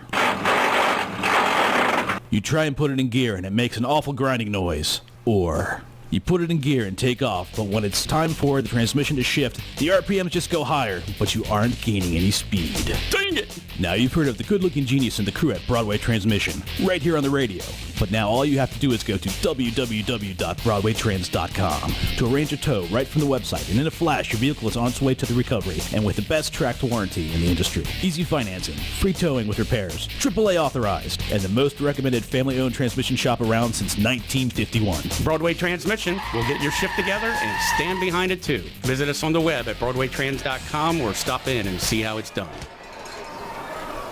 Bottom of the 8th, Revs still lead it. Justin Trapp, first pitch swinging, grounds a foul third base side. Michael Johnson stays in, the lefty. They still lead thanks to the heads-up play of Carlos Franco, who didn't bemoan or argue the safe call at first. He turned, threw a strike home, and Galvez nailed by Tejeda's tag. 0-1 to Trapp, a swing and a pop foul straight back. And how fired up was Tejeda? Oh, that fist pump was classic. I love it. And you talk about what he can do offensively with this month, but defensively, making those picks and tags that he's done twice now, and you have to wear it as a catcher. I mean, they're not going to rule people out automatically like maybe they would in the majors with the replay system, but you're going to have to wear some of these, and he's done that twice. Pitch to Trapp, that's up high. I was waiting for Silvio to call it. He made sure the ball was still in the glove. I'm not sure which has been longer, the TrackMan strike 3 or the call on the out at the plate tonight. 1-2. Swing and a miss. He got Trapp to chase on the ground. Tag applied. Trapp now 1 for 4. Couple ribbies tonight. And that'll bring up Melky, who's 0 for 3 with a walk. Bees in the 9th inning will have the top of the order. Ford, Collier, Rodemaker. Vinny Sienna is in the game at third base now after James pinch hit for Pilecki. Here's Melky. Nash on deck. McGrain got through those first 3 outs of his assignment. Only the 1 inherited run as Mesa swings and misses. And McGrain now has only allowed 7 out of 21 inherited runners to score this year. Had he allowed another one, the game would be tied, but he kept that. Now didn't keep that runner at second. Galvez on the infield hit, got to third, but that was it. Here's a swing and a fly ball down the right field line, foul. Rodemaker in pursuit, but it's back onto the bullpen balcony, 0-2.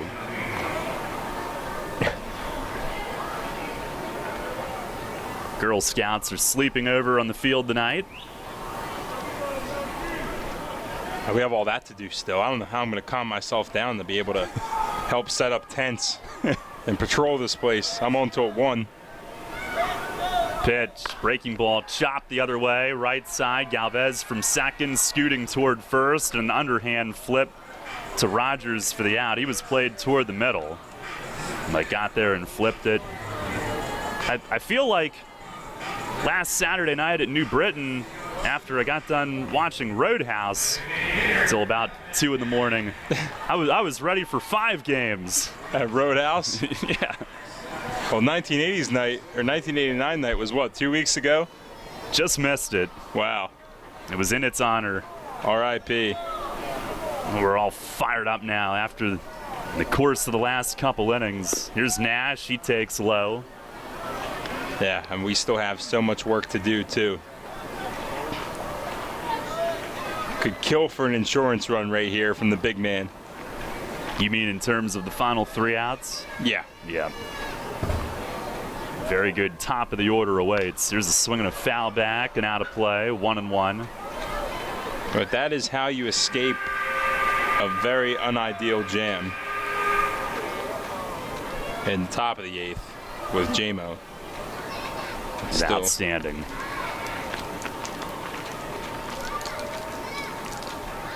And of course it came on a crazy play.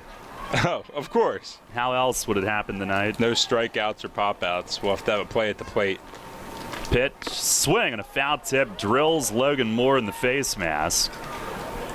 That jarred that thing around, 1-2.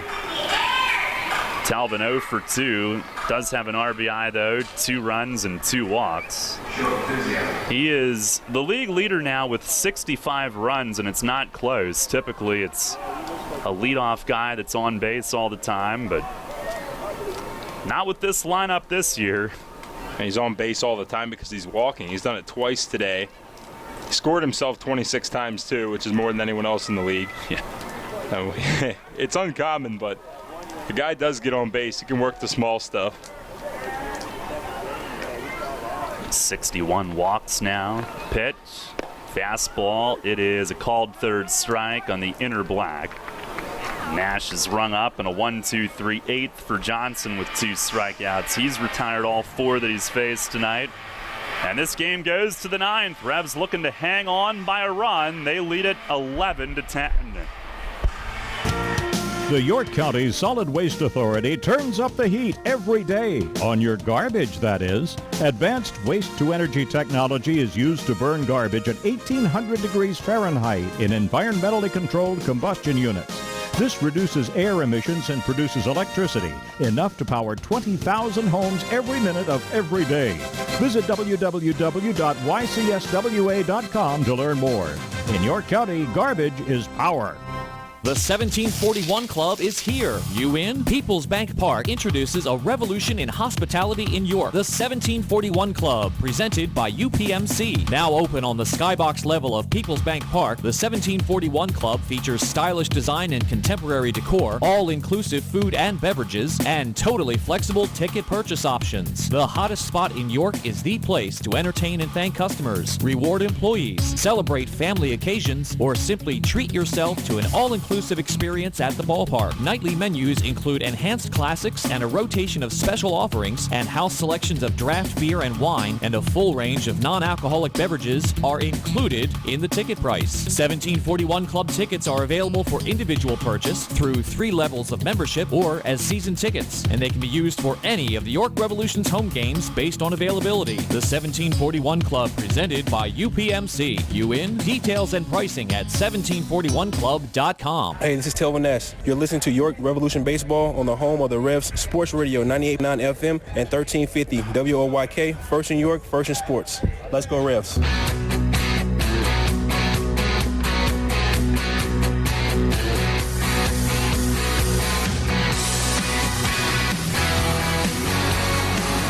Head of the 9th inning, and Jamison McGrane trying to do it in 6-out fashion here tonight.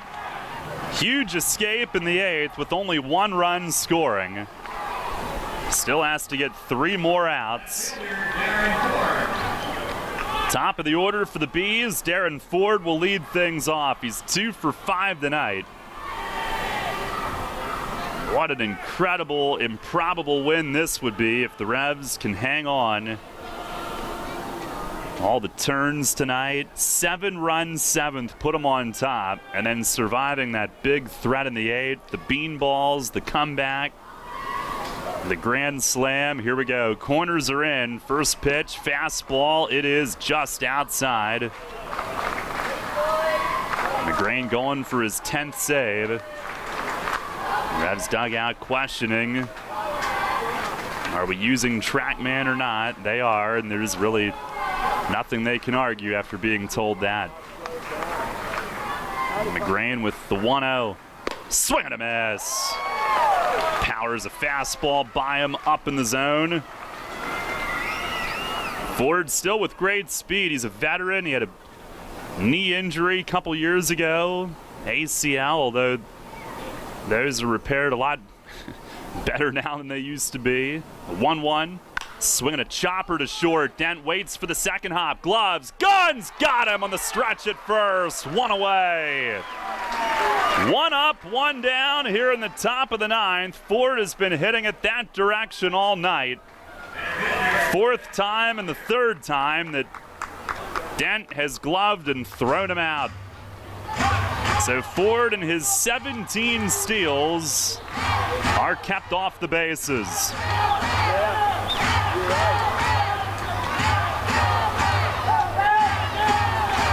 One down. Here is Zach Collier, who tonight is 2 for 4 inside the park home run in the first inning. Also a double, walk, steal. First pitch, backdoor slider attempt that missed down and away.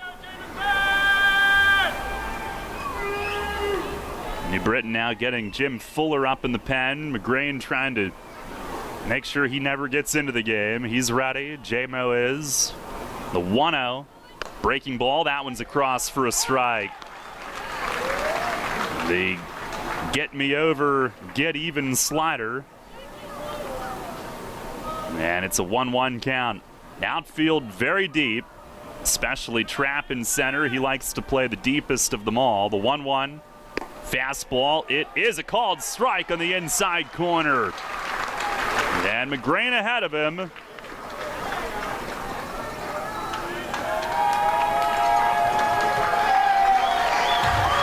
Playing Collier slightly to pull it. J-Mo ready.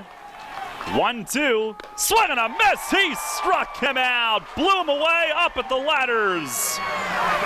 2 down here in the top of the ninth inning. And what a fire me up win this would be for this team, trying to go to 10-4 in the second half.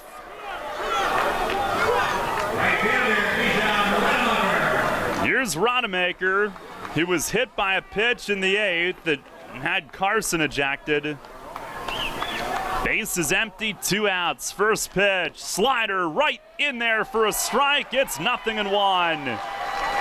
11-10, the Revs lead it.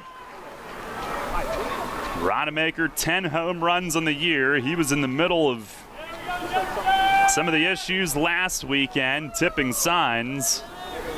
The 0-1. Swing and a miss. It's in the dirt. It bounces back. Tejeda realizes he needs to hustle. Bijan doesn't care. He walks around behind the plate, never attempted to go to first. It took Tejeda a moment to realize it. He scrambled back.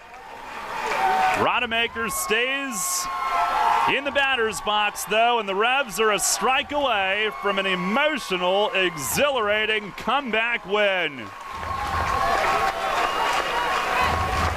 Fans begin to stand here at People's Bank Park.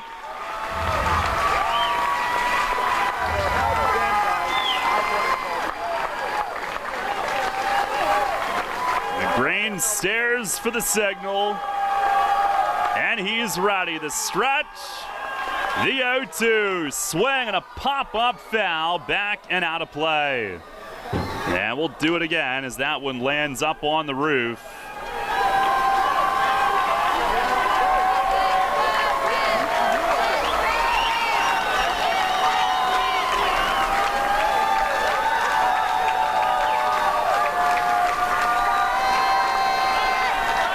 McGrain again ready. 0-2, swinging a rip right side. Right there, Nina. Backhands, throws, game over! And the Revs come back and beat the Bees 11-10 here at People's Bank Park tonight. Coming back from down 6 with a 7-run 7th inning. Henry Castillo, the grand slam, stands up as the winner. And J-Mo with a 6-out save, beginning with the huge escape in the 8th inning. It's his 10th save of the year, and man, was he fired up. Pumping his fists, screaming to the crowd, pounding his chest. And as far as wins go, the Revs 10-4 now in the second half. They don't get much more emotional and exhilarating than this. Huge comeback win tonight, 11-10 is the final score here at People's Bank Park. A little cross-division rivalry brewing between these two teams, and the Revs have now won 7 in a row from New Britain. And what a win this one was. It's been a couple of years since the Revs have pulled off a comeback of this size. The biggest this season before this was 5. That was a little over a month ago against Sugar Land, a game they won 10-9 in 10 innings. Last year, the biggest comeback win was 5. And they come back from down 6 tonight. It was 5-0, 7-1. And they got it going with 3 in the 4th to get back in the game. And then down 8-4 in the 7th. Their biggest inning of the season, and what a time they picked for it. Final score tonight, the Revs 11, the Bees 10. Stay tuned, post-game show is coming up next.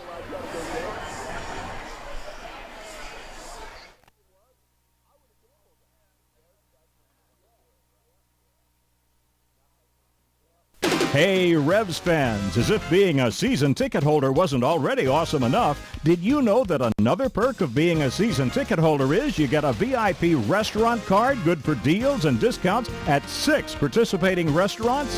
The VIP restaurant card is good at these restaurants. Hey, Revs fans, as if being a season ticket holder wasn't already